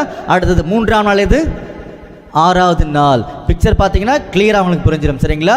6வது நாள் அப்படின்னு சொல்லும் பொழுது அந்த 6ஆம் நாளில் தான் ஒரு கல்யாணம் கானா ஊரில் அப்படின்றத புரிய வைக்கிறார். நம்ம ஏற்கனவே படிச்சிருக்கோம், ஆதாம் ஏவாள் படைக்கப்பட்டு உருவாக்கப்பட்டு 2 பேரும் இணைஞ்சது 6வது நாளில். அதே மாதிரி இந்த பூமியில் இன்னும் கொஞ்ச நாளில், அதாவது 6000 வருஷத்தினுடைய முடிவு. இது கொஞ்சம் அட்வான்ஸ் பாயிண்ட் தான். இந்த 6ஆம் நாள் 6000 வருஷன்றது மைண்டில் அப்படியே நீங்கள் வாங்கிக்குவாங்க. அப்போ இந்த 6ஆம் நாள்ன்றது இன்னைக்கு நாம் இருக்கக்கூடிய இந்த காஸ்பல் ஏஜ், அதாவது சுவிசேஷ யுகம் சொல்லுவாங்க. இந்த உலகத்தினுடைய முடிவு காலப்பகுதி தான் இந்த 6வது நாளுடைய முடிவை அடையாளப்படுத்தும். சரிங்களா? அப்போ 6ஆம் நாளுடைய முடிவில் ஒரு மிகப்பெரிய திருமணம் வரப்போகுது அப்படின்றத முன்னடையாளப்படுத்துவதற்காக தான் இந்த கானா ஊர் கல்யாணத்தை நம்ம நமக்கு என்ன பண்ணாருன்னா நமக்கு நடத்தி அதில் ஒரு மிகப்பெரிய அற்புதத்தை செய்து காமிச்சிருக்கார். புரிஞ்சுங்களா? அப்போது கானா ஒரு கல்யாணம் எந்த நாள் சரி பார்த்தீங்கன்னா 6வது நாளில். இந்த 6வது நாள் எப்படி வந்துச்சுன்றத இந்த சார்ட் மூலமாக கிளியராக நம்ம பார்த்துட்டோம். சரிங்களா? இப்போ தொடர்ந்து படிங்க. யோவான் 2ஆம் அதிகாரம் 2ஆம் வசனம். இயேசுவும் அவருடைய சீஷரும் அந்த கல்யாணத்துக்கு அழைக்கப்பட்டிருந்தார்கள். இயேசுவும் சீஷரும் அந்த கல்யாணத்துக்கு அழைக்கப்பட்டிருந்தார்கள். திராட்சரசம் குறைவுபட்ட போது இயேசுவின் தாய் அவரை நோக்கி அவர்களுக்கு திராட்சரசம் இல்லை என்றால். பாருங்க, அந்த கல்யாணத்துல திராட்சரசம் குறைவுபட்டது அப்படின்னு சொல்லி மரியம்மா என்ன பண்றாங்கன்னா கவனிக்கிறாங்க. சரிங்களா? உடனே நம்முடைய ஆண்டவர் என்ன பண்றாங்கன்னா வந்து சொல்றாங்க. ஆண்டவர் சொன்னாரு, ஸ்திரீயே உனக்கும் எனக்கும் என்ன அப்படின்னு சொல்லும் பொழுது அவருடைய டைம் வரல. புரிஞ்சுங்களா? அப்போ அந்த ருசி உள்ள திராட்சரசத்தை பந்தியில் வந்தவங்க குடிக்கக்கூடிய டைம் இன்னும் வரலன்றதான் நம்முடைய ஆண்டவருடைய பிளானே தவிர மரியாமாவை கடிந்து கொள்றதோ ஒதுக்குறதோ அவருடைய சிந்தனையே கிடையாது. அப்போ அந்த பந்தியில் உட்கார்ந்துருக்கக்கூடிய ஜனங்கள் இந்த ருசியுள்ள திராட்சரசத்தை பருகக்கூடிய டைம் வரல, அதனால நீங்க போங்கன்னு சொல்லி அவங்களை அனுப்பிச்சிட்டாங்க. சரிங்களா? ஆனா மரியாமா ரொம்ப ஹம்பிளா அவர் என்ன சொல்றாரோ செய்யுங்கன்னு சொல்லி அங்கிருந்து விலகி போறாங்க. சரிங்களா? படிங்க. யோவான் 2ஆம் அதிகாரம் 4ஆம் வசனம். அதற்கு இயேசு, ஸ்திரீயே எனக்கும் உனக்கும் என்ன, என் வேலை இன்னும் வரவில்லை என்றார். அவருடைய தாய் வேலைக்காரரை நோக்கி அவர் உங்களுக்கு என்ன சொல்கிறாரோ அதன்படி செய்யுங்கள் என்றால். யூதர்கள் தங்களை சுத்திகரிக்கும் முறைமையின்படியே ஒவ்வொன்று 2-3 குடம் தண்ணீர் கொள்ளத்தக்க 6 கற்சாடிகள் அங்கே வைத்திருந்தது. பாருங்க, நம்ம நிறைய டைம் படிச்சிட்டோம். ஸ்ட்ரைட்டா நம்ம உண்மைக்குள்ள போய் ஆகணும், பொருளுக்குள்ள. சரிங்களா? அப்போ அந்த விருந்து சாலையில 6 கற்சாடிகள் இருக்குது. நமக்கு எல்லாருக்கும் நல்லாவே தெரியும். இந்த 6 கற்சாடிகளிலிருந்து வரக்கூடிய அந்த ருசி உள்ள திராட்சரசந்தா மிகவும் விசேஷ விதமாக அங்கே பேசப்பட்டது. அதுதான் அற்புதம். இது அந்த 6 கற்சாடிகளை தண்ணீர் ஊற்றுனாங்க, அது திராட்சரசமாக மாறிடுச்சு. அதுதான் அற்புதம். அது ஸ்ட்ரைட்டாக நம்ம உள்ளே போய் நிற்க போகிறோம் இப்போ. சரிங்களா? அப்போ விருந்து சாலையில் 6 கற்சாடிகள் இருக்குன்றத முதல்ல கிளியர் பண்ணியாச்சு. சரிங்களா? அப்போ இந்த 6 கற்சாடி எதை அடையாளப்படுத்தும்?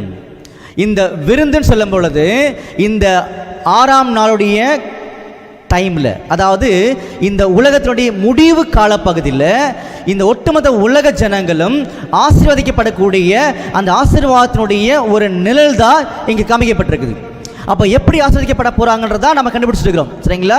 அப்போ விருந்து சாலை என்பது இந்த ஜனங்கள், உலக ஜனங்கள் ஆஸ்வதிக்கப்படக்கூடிய முக்கியமான ஒரு காலப்பகுதின்றதை மறந்துடாதீங்க. ஏன்னா கல்யாணம் சொன்னாவே அங்கே என்னதான் இருக்கும் பாருங்க. ஒரு சில வசனம் படிக்கும்போது உங்களுக்கு தெளிவாக புரியும். மத்தேயுல 22ஆம் அதிகாரம் 4ஆம் வசனம். மத்தேயு 22ஆம் அதிகாரம் 4ஆம் வசனம்.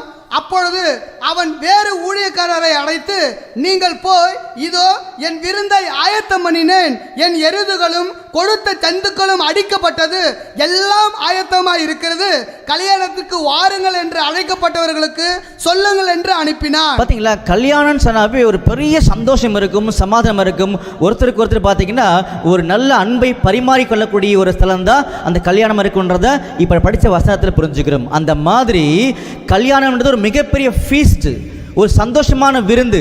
அப்போ இந்த உலகத்துக்கு சந்தோஷம் கொடுக்கக்கூடிய ஒரு காலப்பகுதி தான் அந்த கல்யாண விருந்தினுடைய ஒரு டைம்ன்றதை நம்ம புரிஞ்சுக்கிறோம். சரிங்களா? அப்போ அந்த டைமில் இந்த உலக ஜனங்களுக்கு அந்த திராட்சரசமாகிய சந்தோஷம் கொடுக்கக்கூடிய ஒரு பொருளை எதுக்குள்ளே வச்சிருக்கான்னு சொல்லி பார்த்தீங்கன்னா இந்த 6 கற்சாடிகள் இருக்கின்றது தான் இப்போ நம்ம கண் கூட பார்க்கக்கூடிய விஷயங்கள். சரிங்களா? அப்போ 6 கற்சாடிகள் இருக்கின்றதை சொல்லி காமிச்சாரு. இந்த 6 கற்சாடிகள் எது அடையாளப்படுத்தும்? இது இருக்கிறது விருந்து சாலையில். விருந்து சாலை எது? இந்த உலக ஜனங்கள் சந்தோஷத்துக்குள்ளே வரக்கூடிய காலப்பகுதி தான் இந்த விருந்து சாலை. மறந்துடக்கூடாது. சரிங்களா? அப்போ 6 கற்சாடி எதுன்றதை நம்ம கண்டுபிடிக்கணும். சரிங்களா? நல்லா பாருங்க. இதை இங்கிலீஷில் படித்து பார்த்தீங்கன்னா பார்ட்ஸ் ஆஃப் ஸ்டோன் அப்படின்னு போட்டிருப்பாங்க. ஸ்டோன், கற்சாடிகள் அப்படின்றத நாம் பார்க்குறோம். சரிங்களா? அப்போது இந்த கற்சாடியில் என்ன ஊற்றுறாங்க? படிக்கலாமா? படிங்க. யோவான் 2ஆம் அதிகாரம் 7ஆம் வசனம். இயேசு வேலைக்காரரை நோக்கி ஜாடிகளிலே தண்ணீர் நிரப்புங்கள் என்றார். முதல்ல இந்த ஜாடிகளில், இந்த 6 கற்சாடியில் தண்ணீர் நிரப்புங்கள் அப்படின்றத சொன்னார். எவ்வளோ நிரப்பினாங்கன்னு படிக்கலாமா? படிங்க. அவர்கள் அவைகளை நிறைய நிரப்பினார்கள். நிறைய, அப் டு தி பிரிம், அதாவது ஃபுல்லாக கம்ப்ளீட்டாக என்ன பண்ணியிருப்பாங்கன்னா தண்ணி நிரப்பிட்டாங்கன்றத சொல்கிறாங்க. இதை மைண்டில் அப்படியே வச்சுக்கோங்க, சரிங்களா? அப்போ 6 கற்சாடிகளில் தண்ணீர் ஃபுல்லாக நிரப்பிட்டாங்க. அதோட கொள்ளளவு எல்லாம் சரி பார்த்தீங்கன்னா 2 அல்லது 3 குடம் பிடிக்குமா அதோட கொள்ளளவு, மறந்துடாதீங்க. ஸோ அப்படிப்பட்ட கற்சாடிகளில் தண்ணீரை ஃபுல்லாக என்ன பண்ணியாச்சுன்னா நிரப்பியாச்சுன்றது ஃபஸ்ட்டு விஷயங்கள், சரிங்களா? நாம் இன்னும் கற்சாடி என்னன்றது கண்டுபிடிக்கிறது தான் உள்ளே வந்திருக்கோம், சரிங்களா? அப்போது இந்த கற்சாடிக்குள்ளாக தண்ணீர் ஃபுல்லாக நிரப்பப்பட்டுச்சுன்றதை பார்த்துட்டோம். அப்போ தண்ணீர் எதை அடையாளப்படுத்தும்? ஒரு கேள்வி வருது இல்லையா? படிக்கலாமா? பாருங்க, யோவான் 4ஆம் அதிகாரம் 14ஆம் வசனம். யோவான் 4ஆம் அதிகாரம் 14ஆம் வசனம், நான் கொடுக்கும் தண்ணீரை குடிக்கிறவனுக்கோ ஒரு காலம் தாகம் உண்டாகாது. பாத்தீங்களா? தண்ணீர் என்பது நம்முடைய ஆண்டவராக இயேசு கிறிஸ்துவுடைய ஜீவனுக்குரிய சத்தியங்கள்ன்றத ஒரு வசனத்துல நம்ம பார்த்திருக்கோம். இன்னொரு வசனம் படிக்கலாமா? வெளிப்படுத்தின விசேஷம் 22ஆம் அதிகாரம் 1ஆம் வசனம். வெளிப்படுத்தின விசேஷம் 22ஆம் அதிகாரம் 1ஆம் வசனம், பின்பு பளிங்கை போல் தெளிவான ஜீவ தண்ணீர் உள்ள சுத்தமான நதி தேவனும் ஆட்டுக்குட்டியானவரும் இருக்கிற சிங்காசனத்திலிருந்து புறப்பட்டு வருகிறதை எனக்கு காண்பித்தான். பாத்தீங்களா? தண்ணீர் என்பது லைஃப் கிவிங் வாட்டர், சத்தியம், ஜீவனுக்குரிய சத்தியங்கள்ன்றத இந்த வசனத்திலையும் பார்த்துருக்கோம், சரிங்களா? இது யாருக்குள்ளேருந்து வரும்ன்றதான கேள்வி. பாருங்க, இது யாருக்குள்ள போச்சு? அங்க கற்சாடிக்குள்ள, புரிஞ்சுங்களா? அப்ப அந்த கற்சாடியில போடக்கூடிய தண்ணீர் லைஃப் கிவிங் ட்ரூத், சத்தியத்தை என்ன பண்ணுதுன்னா அடையாளப்படுத்தி காமிக்குது. அதை புரிஞ்சுக்கிறதுக்கு இன்னொரு வசனம் படிக்கலாம் பாருங்க. யோவான் 7ஆம் அதிகாரம் 38ஆம் வசனம். யோவான் 7ஆம் அதிகாரம் 38ஆம் வசனம், வேத வாக்கியம் சொல்லுகிறபடி என்னிடத்தில் விசுவாசமாய் இருக்கிறவன் எவனோ அவன் உள்ளத்திலிருந்து ஜீவ தண்ணீர் உள்ள நதிகள் ஓடும் என்றார். பாத்தீங்களா? மறுபடியும் என்ன சொல்றாருன்னா, என்கிட்ட யார் யாரெல்லாம் விசுவாசமா இருக்கிறாங்களோ அவங்களுடைய உள்ளத்திலிருந்து இந்த ஜீவ தண்ணீர் சத்தியங்கள் நதி போல ஓடுன்றதையும் சொல்லி காமிச்சிருக்கார். அப்ப என்ன பார்த்துருக்கோம் அப்படின்னா 6 கற்சாடிகள், 2-3 குடம் பிடிக்கத்தக்கதாக இருக்கக்கூடிய 6 கற்சாடிகள் என்னன்னு கண்டுபிடிக்கல. ஆனா உள்ள என்ன ஊத்துனாங்கன்னா தண்ணீர் ஊத்துனாங்கன்னு பார்த்துருக்கோம். தண்ணீர் என்பது ஜீவனுக்குரிய சத்தியங்கள்ன்றத சொல்லியாச்சு, வசனத்தில் பார்த்துட்டோம் இல்லையா? அப்போ அந்த கற்சாடிகள் கம்ப்ளீட்டாக ஃபுல்லாக என்ன இருக்குது? ஜீவனுக்குரிய சத்தியங்களோடு இந்த கற்சாடிகள் இருக்கின்றதை மட்டும் நாம் பார்த்துட்டோம், சரிங்களா? அப்படின்னா இந்த கற்சாடிக்குள்ள இருக்கக்கூடிய ஜீவனுக்குரிய சத்தியங்கள் அது வெளியில் வரும் பொழுது திராட்சரசமாக வெளியே வருது, புரிஞ்சுங்களா? படிக்கலாமா? மறுபடியும் படிங்க. யோவான் 2ஆம் அதிகாரம் 8ஆம் வசனம், அவர் அவர்களை நோக்கி, நீங்கள் இப்பொழுது முண்டு பந்தி விசாரிப்புக்காரனிடத்தில் கொண்டு போங்கள் என்றார். அவர்கள் கொண்டு போனார்கள். அந்த திராட்சரசம் எங்கே இருந்து வந்ததென்று தண்ணீரை மொண்ட வேலைக்காரருக்கு தெரிந்ததே அன்றி பந்தி விசாரிப்புக்காரனுக்கு தெரியாததினால் அவன் திராட்சரசமாய் மாறின தண்ணீரை ருசி பார்த்தபோது மணவாளனை அழைத்து, எந்த மனுஷனும் முன்பு நல்ல திராட்சை ரசத்தை கொடுத்து ஜனங்கள் திருப்தி அடைந்த பின்பு ருசி குறைந்ததை கொடுப்பான், நீரோ நல்ல ரசத்தை இதுவரைக்கும் வைத்திருந்தீரே என்றான். பாருங்க, அப்ப அந்த தண்ணீர் என்ன மாறிச்சு? இப்போ ருசி உள்ள திராட்சை ரசமாக மாறிச்சுன்னு சொல்லி காமிச்சார். நாம் இன்னும் கற்சாடி என்னன்னு கண்டுபிடிக்கல, சரிங்களா? தண்ணீர் எதுன்னு கண்டுபிடிச்சாச்சு. அப்போது அந்த கற்சாடி ஃபுல் கொள்ளளவு ஃபுல்லாக தண்ணீர் ஊற்றிட்டாங்க, நிரம்பிருச்சு. அந்த தண்ணீரை வெளியில் எடுக்கிறாங்க, அது ருசி உள்ள திராட்சை ரசமாக மாறி இருக்குது. அதுதான் அந்த பந்தியில் வந்து உட்கார்ந்துருக்கவங்களுக்கு கொடுக்கப்பட்டதுன்றதை நாம் பார்த்துருக்கோம், சரிங்களா? அந்த பந்தி, அந்த விசேஷமான விருந்து சாலை எது சொல்லி பார்த்தீங்கன்னா உலக ஜனங்கள் ஆசீர்வதிக்கப்படக்கூடிய ஒரு காலப்பகுதியாகிய 1000 ஆண்டு ரசாட்சியை அடையாளப்படுத்துது. அப்படின்னா இந்த திராட்சை ரசம் எதை அடையாளப்படுத்தும்? அதுதான் ருசி உள்ள பதார்த்தமாக இருக்குன்றதை இங்கே சொல்லி காமிச்சார், சரிங்களா? இதை கண்டுபிடிச்சாதான் இந்த 6 கற்சாடியுடைய உண்மை என்னன்றதை கண்டுபிடிக்க முடியும், சரிங்களா? பாருங்க, இந்த திராட்சை ரசம் எதுன்றத ஒரு சில வசனங்களை படித்து நம்ம கண்டுபிடிக்கலாம். பாருங்க, மத்தேயு 26ஆம் அதிகாரம் 28ஆம் வசனம் முதல். மத்தேயு 26ஆம் அதிகாரம் 28ஆம் வசனம் முதல், இது பாவ மன்னிப்பு உண்டாகும்படி அநேகருக்காக சிந்தப்படுகிற புது உடன்படிக்கைக்குரிய என்னுடைய ரத்தமாய் இருக்கிறது. பாருங்க, இந்த இடத்துல நம்முடைய ஆண்டவராக இயேசு கிறிஸ்து ரத்தத்தை எது கூட ஒப்பிட்டு காமிக்கலான்றதா நமக்கு வேணும் ஆக்சுவலா, சரிங்களா? தொடர்ந்து படிங்க. மத்தேயு 26ஆம் அதிகாரம் 29ஆம் வசனம், இது முதல் இந்த திராட்சைப்பழ ரசத்தை நவமானதாய் உங்களோடு கூட என் பிதாவின் ராஜ்யத்திலே நான் பானம் பண்ணும் நாள் வரைக்கும் இதை பானம் பண்ணுவதில்லை என்று உங்களுக்கு சொல்கிறேன் என்றார். பாருங்க அன்புக்குரிய சகோதர சகோதரிகளே, மத்தேயு 26ஆம் அதிகாரத்தில் அந்த லாஸ்ட் சப்பர், லாஸ்ட் பந்தியில் நம்முடைய ஆண்டவர் இயேசு கிறிஸ்து உட்கார்ந்திருக்கும் பொழுது அவர் திராட்சை ரசத்தை எடுத்து கொடுத்தார் சீஷர்கள்ட்ட. அது என்னன்னு சொன்னார்னா, இது புதிய உடன்படிக்கைக்குரிய என்னுடைய ரத்தமாக இருக்குது, இது பாவ மன்னிப்பை உண்டு பண்ணுன்னு சொல்லி காமிச்சார். புரிஞ்சுங்களா? அப்போ திராட்சை ரசத்தை பாவ மன்னிப்பு நீக்கக்கூடிய ஒரு முக்கியமான ஆசீர்வாதத்துக்கு பார்த்தீங்கன்னா ஒப்பிட்டு காமிக்கிறார். சிம்பிளாக முடிச்சிட்டார். புரிஞ்சுங்களா? அப்போ இந்த தண்ணீர் திராட்சை ரசமாக மாறிடுச்சுன்னு சொல்லும் பொழுது ஒட்டுமொத்த உலக ஜனங்களுடைய பாவங்கள் நீக்கப்படக்கூடிய அந்த ஆசீர்வாதங்கள் பார்த்தீங்கன்னா இந்த கற்சாடியில் இருந்தால் வெளியில வரும். இதுதான் சத்தியம். பண்புக்குரிய சகோதரர்களே, நல்லா புரிஞ்சுக்கோங்க. இந்த கற்சாடி எதுன்னு கண்டுபிடிக்கல, ஆனால் கற்சாடிக்குள்ள கம்ப்ளீட்டாக ஃபுல்லாக என்ன இருக்குன்னு சொல்லி பார்த்தீங்கன்னா தண்ணீர். அந்த தண்ணீர் பார்த்தீங்கன்னா ஜீவனுக்குரிய சத்தியங்கள். அந்த சத்தியங்களை வெளியில எடுத்து பந்தியில் உட்கார்ந்திருக்கக்கூடிய எல்லா ஜனங்களுக்கும் பரிமாறும் பொழுது அது ருசி உள்ள ஒரு திராட்சை ரசமாக இருந்தது தான் சொல்லி காமிச்சாங்க இல்லையா? அப்போ திராட்சை ரசம் எதை அடையாளப்படுத்துன்னு சொல்லி காமிக்கும் பொழுது நம்முடைய ஆண்டவராக இயேசு கிறிஸ்துவுடைய இரத்தமாகிய மீட்புக்குரிய சத்தியங்கள், ஆசீர்வாதங்கள். அப்போ அவருடைய இரத்தம் தான் ஒட்டுமொத்த உலக ஜனங்களுக்கும் ருசியுள்ள பதார்த்தமாகிய திராட்சரசம் மாதிரி 1000 ஆண்டு சாட்சியில் இருக்க போகுது அப்படின்ற உண்மையை சொல்லி காமிச்சார். அப்போ ரத்தத்தின் மூலமாக தான், திராட்சரசத்தின் மூலமாக தான் பாவ மன்னிப்பு உண்டாகுன்ற ஒரு மிகப்பெரிய சந்தோஷத்தை இந்த உலகத்தில் இன்னும் கொஞ்ச நாளில் பார்த்தீங்கன்னா எல்லா ஜனங்களும் ருசி பார்ப்பாங்க அப்படின்ற ஒரு மிகப்பெரிய உண்மையை இந்த விருந்து சாலையில் நமக்கு சொல்லி காமிச்சிருக்கார். அன்புக்குரிய சகோதரர்களே, அப்போ இந்த ஆசீர்வாதங்கள், எந்த ஆசீர்வாதங்கள்? நம்முடைய ஆண்டவராக இயேசு கிறிஸ்துவினுடைய இரத்தமாகிய மீட்புக்குரிய, பாவ மன்னிப்புக்குரிய அந்த சத்தியங்கள் உலக ஜனங்களுக்கு ஆசீர்வாதங்கள். இது எங்கிருந்து வெளியில வரணும் அப்படின்னா கற்சாடிகள், 6 கற்சாடிகள். இப்போ நீங்க சொல்லுங்க, இந்த 6 கற்சாடிகள் எதை அடையாளப்படுத்தும்? இந்த 6 கற்சாடிகள் மூலமாக தான் உலக ஜனங்களுக்கு ஆசீர்வாதங்கள் அப்படின்றத நம்முடைய ஆண்டவர் தெளிவுபடுத்திட்டார்.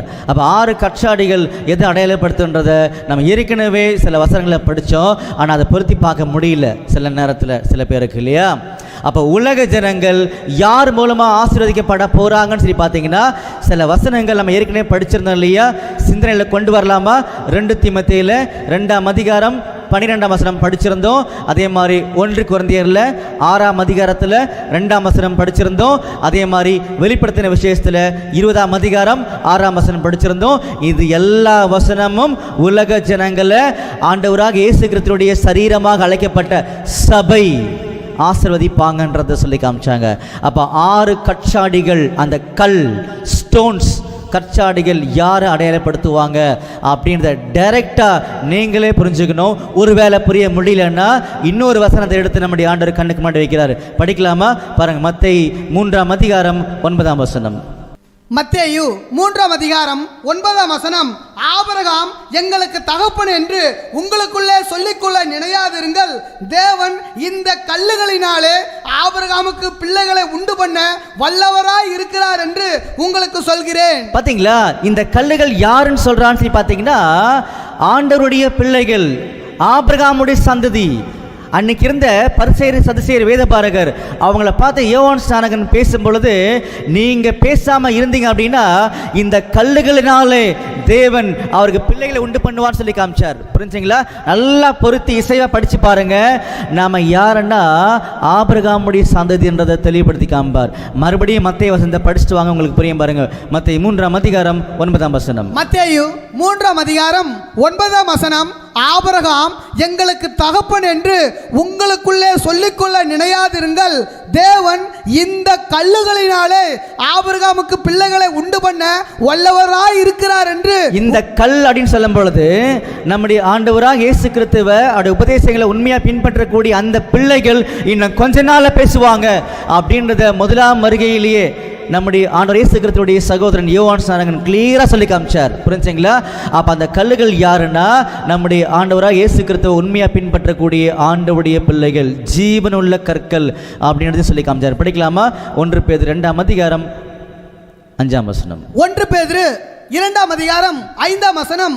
ஜீவனுள்ள கற்களைப் போல ஆவிக்கேற்ற மாளிகையாகவும் இயேசு கிறிஸ்து மூலமாய் தேவனுக்கு பிரியமான ஆவிக்கேற்ற பலிகளை செலுத்தும்படிக்கு பரிசுத்த ஆசாரிய கூட்டமாகவும் கட்டப்பட்டு வருகிறீர்கள். இன்னைக்கு நாம கற்களாக அழைக்கப்பட்டிருக்கிறோம், மறந்துடக்கூடாது. எப்போ?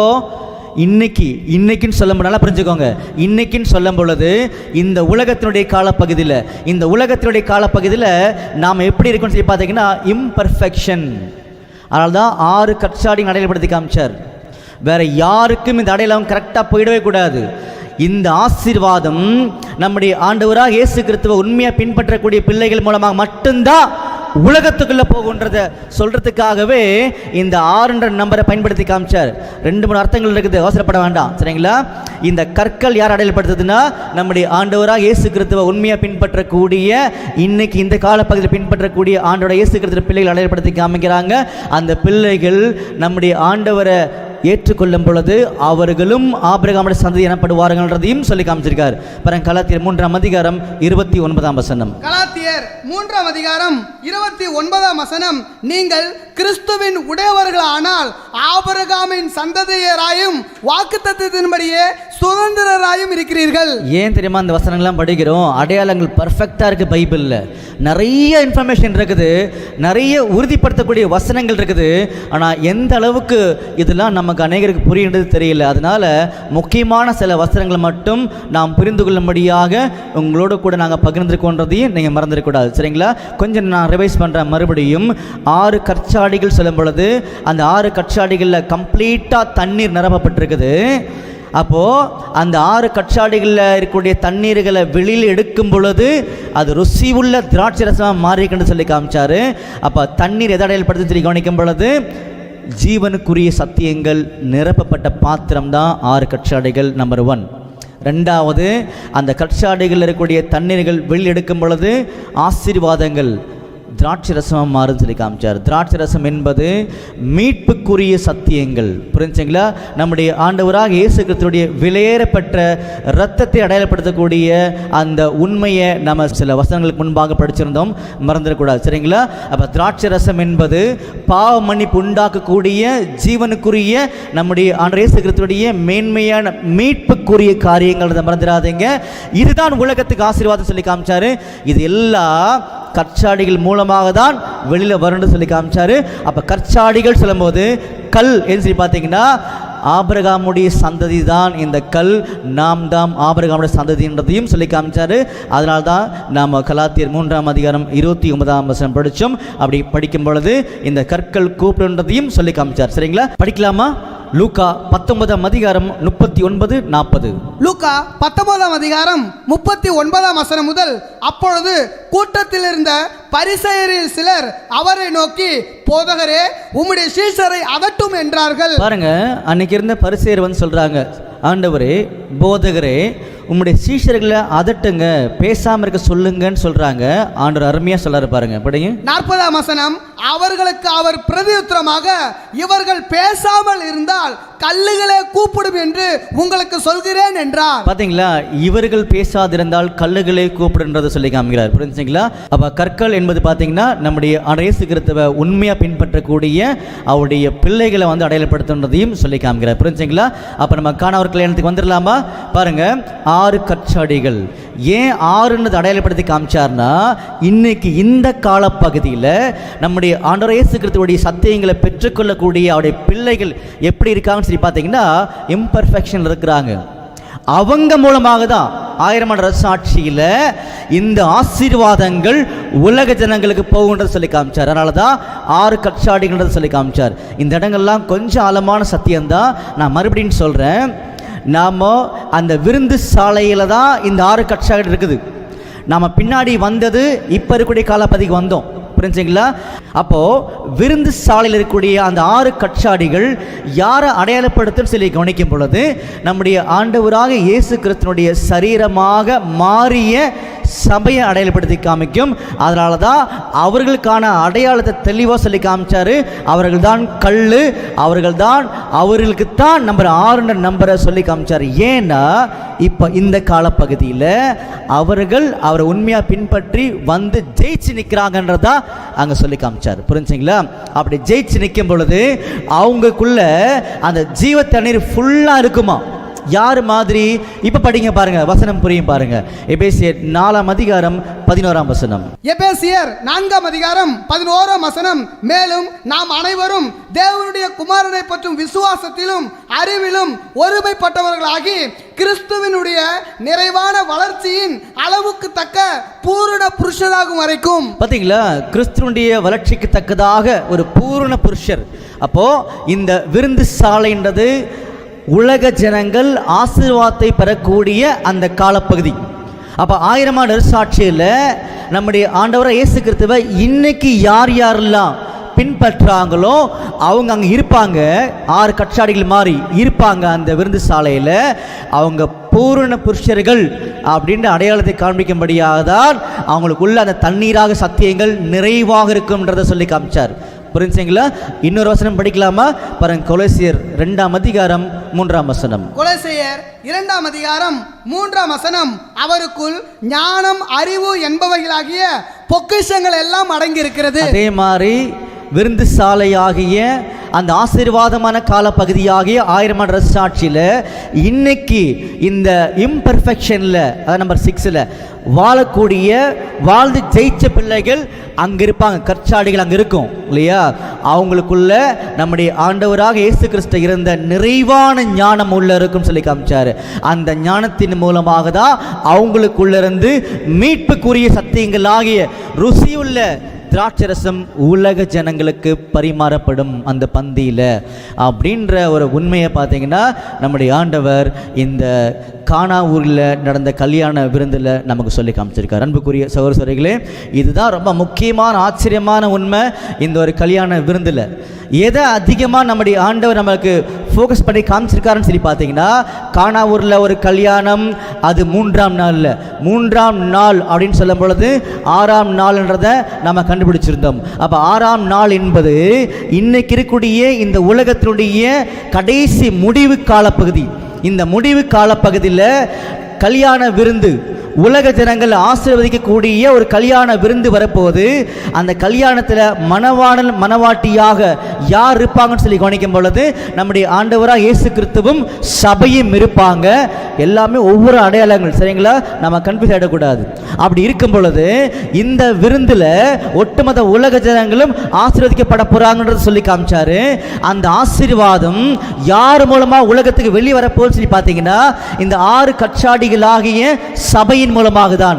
அப்போ இன்னைக்கு உண்மையா வாழ்றவங்களை நம்முடைய ஆண்டவர் இயேசு கிறிஸ்து விருந்து சாலையில் 1000 ஆண்டு அரசாட்சியில் மிகப்பெரிய லெவலில் கனப்படுத்துவான்றதையும் சொல்லி காமிச்சார். அப்போ அந்த கற்சாடிகளுக்குள்ள இருந்துதா இந்த ஆசீர்வாதமான திராட்சரசமாகிய மீட்புக்குரிய சத்தியங்கள் உலக ஜனங்களுக்கு ரொம்ப டேஸ்டா இருக்க போதுன்றதை சொல்லி காமிச்சிருக்காரு. புரிஞ்சுங்களா? ஆனால் நிறைய சத்தியங்கள் உள்ள அடங்கி இருக்குது.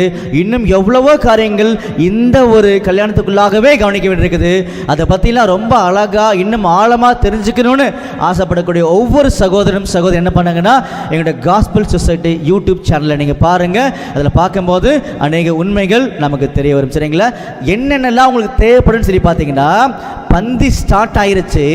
ஆனால் முதல்ல பரிமாறப்பட்ட திராட்சரசம் ருசியுள்ளதாக இல்லை, 2வது பரிமாறப்பட்டது தான் இருந்துச்சு இல்லையா? அதன் ரகசியம் என்ன, அதெல்லாம் நம்ம கண்டுபிடிக்கணும் இல்லையா? கண்டுபிடிக்கணும்னா தொடர்ந்து எங்களோட கூட நீங்கள் பயணிக்கும் பொழுது நீங்கள் தெரிஞ்சுக்கலாம்னு சொல்லி பார்க்குறோம். சரிங்களா? இப்போதைக்கு என்ன பண்ணிக்கணும்னா இந்த ருசியுள்ள திராட்சரசம் நம்முடைய ஆண்டவராக இயேசு கிறிஸ்துவினுடைய விலையேறப்பட்ட இரத்தத்துக்குரிய ஒரு காரியங்கள், அதுதான் மீட்புக்குரிய காரியங்கள், அதுதான் உலகத்துக்கு டேஸ்டே தவிர வேற எதுவுமே கிடையாது அப்படின்றத உலக ஜனங்கள் டேஸ்ட் பண்ணுவாங்களா?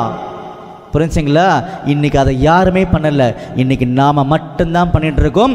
அப்படி பண்றவங்க மட்டும்தான் அவருடைய ராஜ்யத்தில் உலக ஜனங்களை ஆஸ்வதிப்பாங்கன்றதை சொல்லி காமிச்சாரு. இன்னைக்கு இந்த மகத்துவமான பொக்கிஷங்களை நாம் மண்பாண்டங்களை வாங்கியிருக்கிறோம், மறந்துடக்கூடாது. மண்பாண்டம் என்பது நம்முடைய சரீரத்தை அடையாளப்படுத்தி காமிக்குது. படிக்கலாமா? 2 கொரிந்தியர் 4ஆம் அதிகாரம் 7ஆம் வசனம். 2 கொரிந்தியர் 4ஆம் அதிகாரம் 7ஆம் வசனம். இந்த மகத்துவமுள்ள வல்லமை எங்களால் உண்டாயிராமல் தேவனால் உண்டாயிருக்கிறது என்று விளங்கும்படி இந்த பொக்கிஷத்தை மண்பாண்டங்களில் பெற்றிருக்கிறோம். பாத்தீங்களா, நம்ம தான் சரீரம் தான் மண்பாண்டம். இந்த மண்பாண்டத்தில் இவ்வளோ மகத்துவமான மீட்புக்குரிய ஆண்டவர் இயேசு கிறிஸ்துவுடைய இரத்தமாகிய திராட்சரசத்தை இன்னைக்கு வாங்கியிருக்கோம். வாங்கி இம்பர்ஃபெக்ஷன் இருக்கிறோம், நம்ம அதை மறந்துடக்கூடாதுன்னு சொல்லி காமிக்கிறார். அப்படி வாழும் பொழுது நம்முடைய அடையாளத்தை உலகத்துக்கு காமிப்பார். அதனால தான் பந்தியில 6 கற்சாடிகளை வச்சார். இவங்க ஏற்கனவே உண்மையா வாழ்ந்து ஜெயிச்சவங்க, அவங்கள வச்சுதான் உலகத்தை ஆசீர்வதிப்பேன் அப்படின்ற ஆசீர்வாதத்தை இன்னைக்கு நமக்கு எழுதி காமிச்சிருக்கார். இந்த பந்தியில மிகப்பெரிய உண்மையை இதுதான் சொல்லி காமிச்சிருக்காரு. அப்ப இன்னைக்கு நாம எப்படி வாழணுன்றத நமக்கு சொல்றார். இன்னைக்கு உலகத்துல எந்த ஜனத்தை என்ன பண்ணானா, அவர் தன் கூட இணைச்சிக்கல, எங்கேஜ் பண்ணவே இல்லை. யாரை மட்டும் பண்ணிருக்காரு சொல்லி கவனிக்கும் பொழுது படிக்கலாம் பாருங்க. 2 கொரிந்தியர் 11ஆம் அதிகாரம் 2ஆம் வசனம். 2 கொரிந்தியர் 11ஆம் அதிகாரம் 2ஆம் வசனம். நான் உங்களை கற்புள்ள கன்னிகையாக கிறிஸ்து என்னும் ஒரே புருஷனுக்கு ஒப்பு கொடுக்க நியமித்தபடியால். பாத்தீங்களா, நான் உங்களை கற்புள்ள கன்னிகையாக. அப்ப இந்த பூமியில இந்த டைம்ல நாம எல்லாருமே விர்ஜின் உமன்ஸ், கரைப்படாம வாழணும் இந்த பூமியில. அப்படி கரைப்படாம வாழ்ந்தாதான் நம்மள விருந்து சாலையில் நிக்க வைப்பார். 6 கற்சாடிகள் இவர்கள் தான். எப்படி ஜெயிச்சாங்க பாருங்க. இவங்க மூலமா தான் ஒட்டுமொத்த உலகமே ஆஸ்வதிக்கப்படும் அப்படின்ற மகத்துவமான மேன்மையான தெய்வீகமான சத்தியங்களை தான் இந்த கானா ஒரு கல்யாணத்துல அந்த விருந்துல மறைச்சு வச்சிருக்காரு. அந்த திராட்சை ரசம் அப்படின்னு சொல்லக்கூடிய நம்முடைய ஆண்டவர் இயேசு கிறிஸ்துவுடைய மீட்புக்குரிய ஜீவனுக்குரிய சத்தியங்களை நம்ம மூலமா அந்த பந்தியில வந்து அமரக்கூடிய ஒட்டுமொத்த உலகத்துக்கும் கொடுக்க போறார். அவங்க ருசி பார்ப்பாங்கன்றதையும் சொல்லி காமிச்சிருக்காரு. அதனால தான் இன்னும் கொஞ்ச நாளில் இந்த திருமணமாகிய அந்த பந்தி இந்த பூமியில் வரப்போகுது. அதுக்கு முன்னாடி நமக்கு அடையாளமாக காமிக்கப்பட்ட விஷயங்கள் தான் இந்த கானா ஒரு கல்யாணம். புரிஞ்சுங்க அன்புக்குரிய சகோதரர்களே, கொஞ்சம் ரிவைஸ் பண்ணி இந்த பாடத்தை முடிக்கலாமா? பாருங்க, யோவான் 2ஆம் அதிகாரம் 1ஆம் வசனம் படிங்க. யோவான் 2ஆம் அதிகாரம் 1ஆம் வசனம். 3ஆம் நாளிலே, நல்லா புரிஞ்சுக்கணும், 3ஆம் நாள்ன்றது 6ஆம் நாள். இங்கே பாருங்க, என்ன இந்த படத்தை பாருங்க.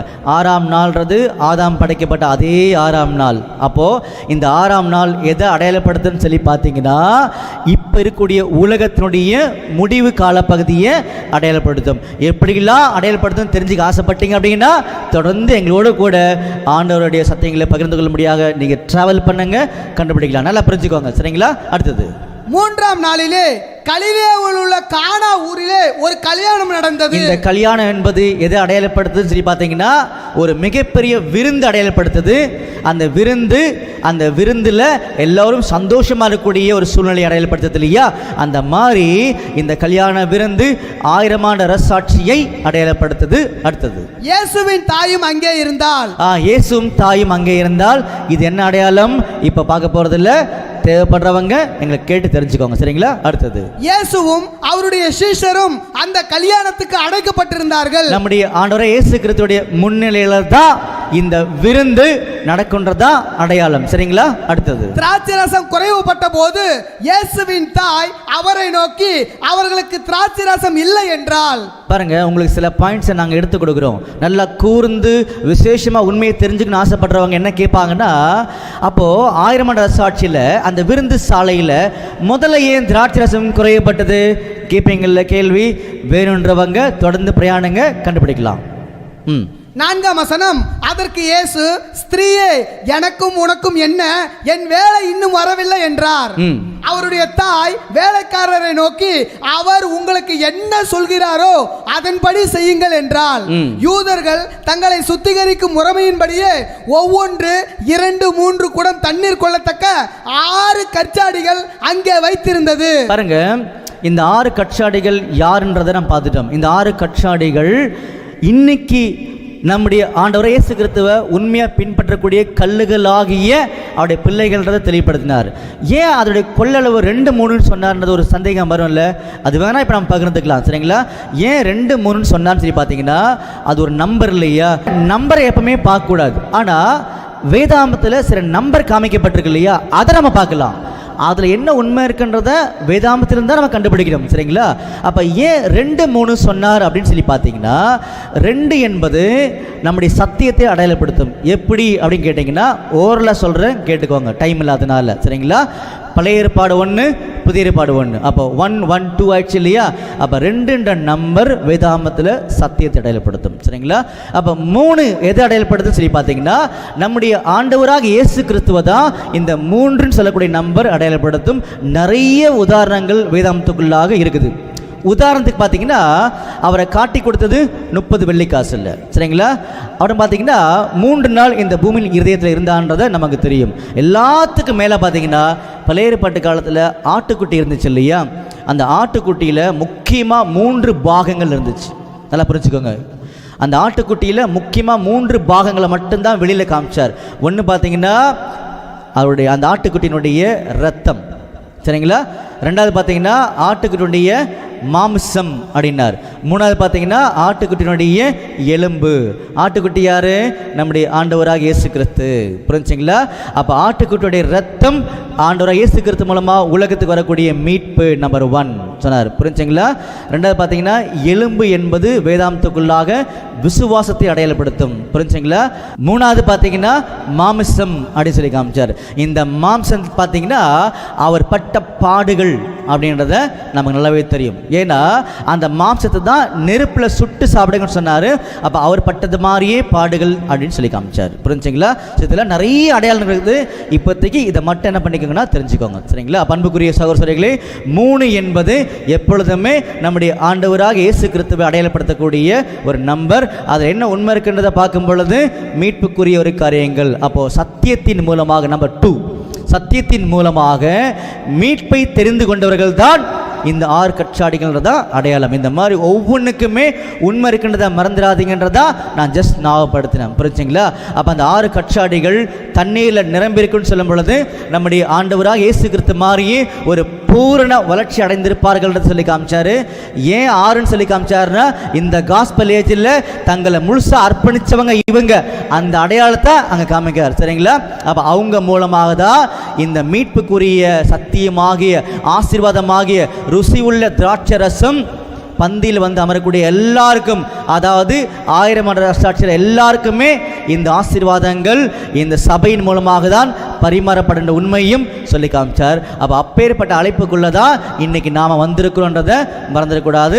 அப்படின்னா நம்ம மூலமாக தான் இந்த உலகம் ஆசீர்வதிக்கப்பட போகுதுன்றதை சொல்லி காமிச்சார். அப்போது இன்னைக்கு நாம் எப்படி இருக்கணும்னா கற்புள்ள ஒரு கன்னிகையாக இருக்கணுன்றதையும் சொல்லி காமிச்சார். புரிஞ்சுங்களா? இதுதான் கானா ஒரு கல்யாணத்தில் அந்த விருந்தில் மறைந்திருக்கக்கூடிய மாபெரும் உண்மைன்றதை சொல்லி காமிச்சார். அப்போ இதை பற்றி இன்னும் அதிகமாக தெரிஞ்சுக்கணும்னு சொல்லி ஆசைப்படுறவங்க என்ன பண்ணுங்கன்னா, நம்முடைய ஆண்டவராக இயேசு கிறிஸ்து நீங்கள் தொடர்ந்து ஜெபத்தில் ஏறெடுங்க. அப்படி ஏறெடுக்கும் பொழுது ஒரு சரியான வழியை காமிப்பார்.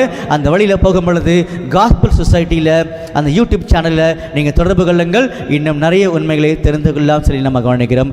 அன்புக்குரிய சகோதர சகோதரிகளே, எங்களோட அழைப்பினை ஏற்று இந்த கல்யாண விருந்துக்கு வந்து இந்த விருந்தை ருசி பார்த்த அனைவருக்கும், அதே நேரத்தில் இந்த கல்யாண விருந்தை ஏற்படுத்தி கொடுத்த அனைத்து ஆண்டோட பிள்ளைகளுக்கும் ஆண்டவர் இயேசு கிறிஸ்து நாமத்தினாலே அன்பையும் வாழ்த்தலையும் தெரிவித்துக் கொள்கிறோம். ஆமீன்.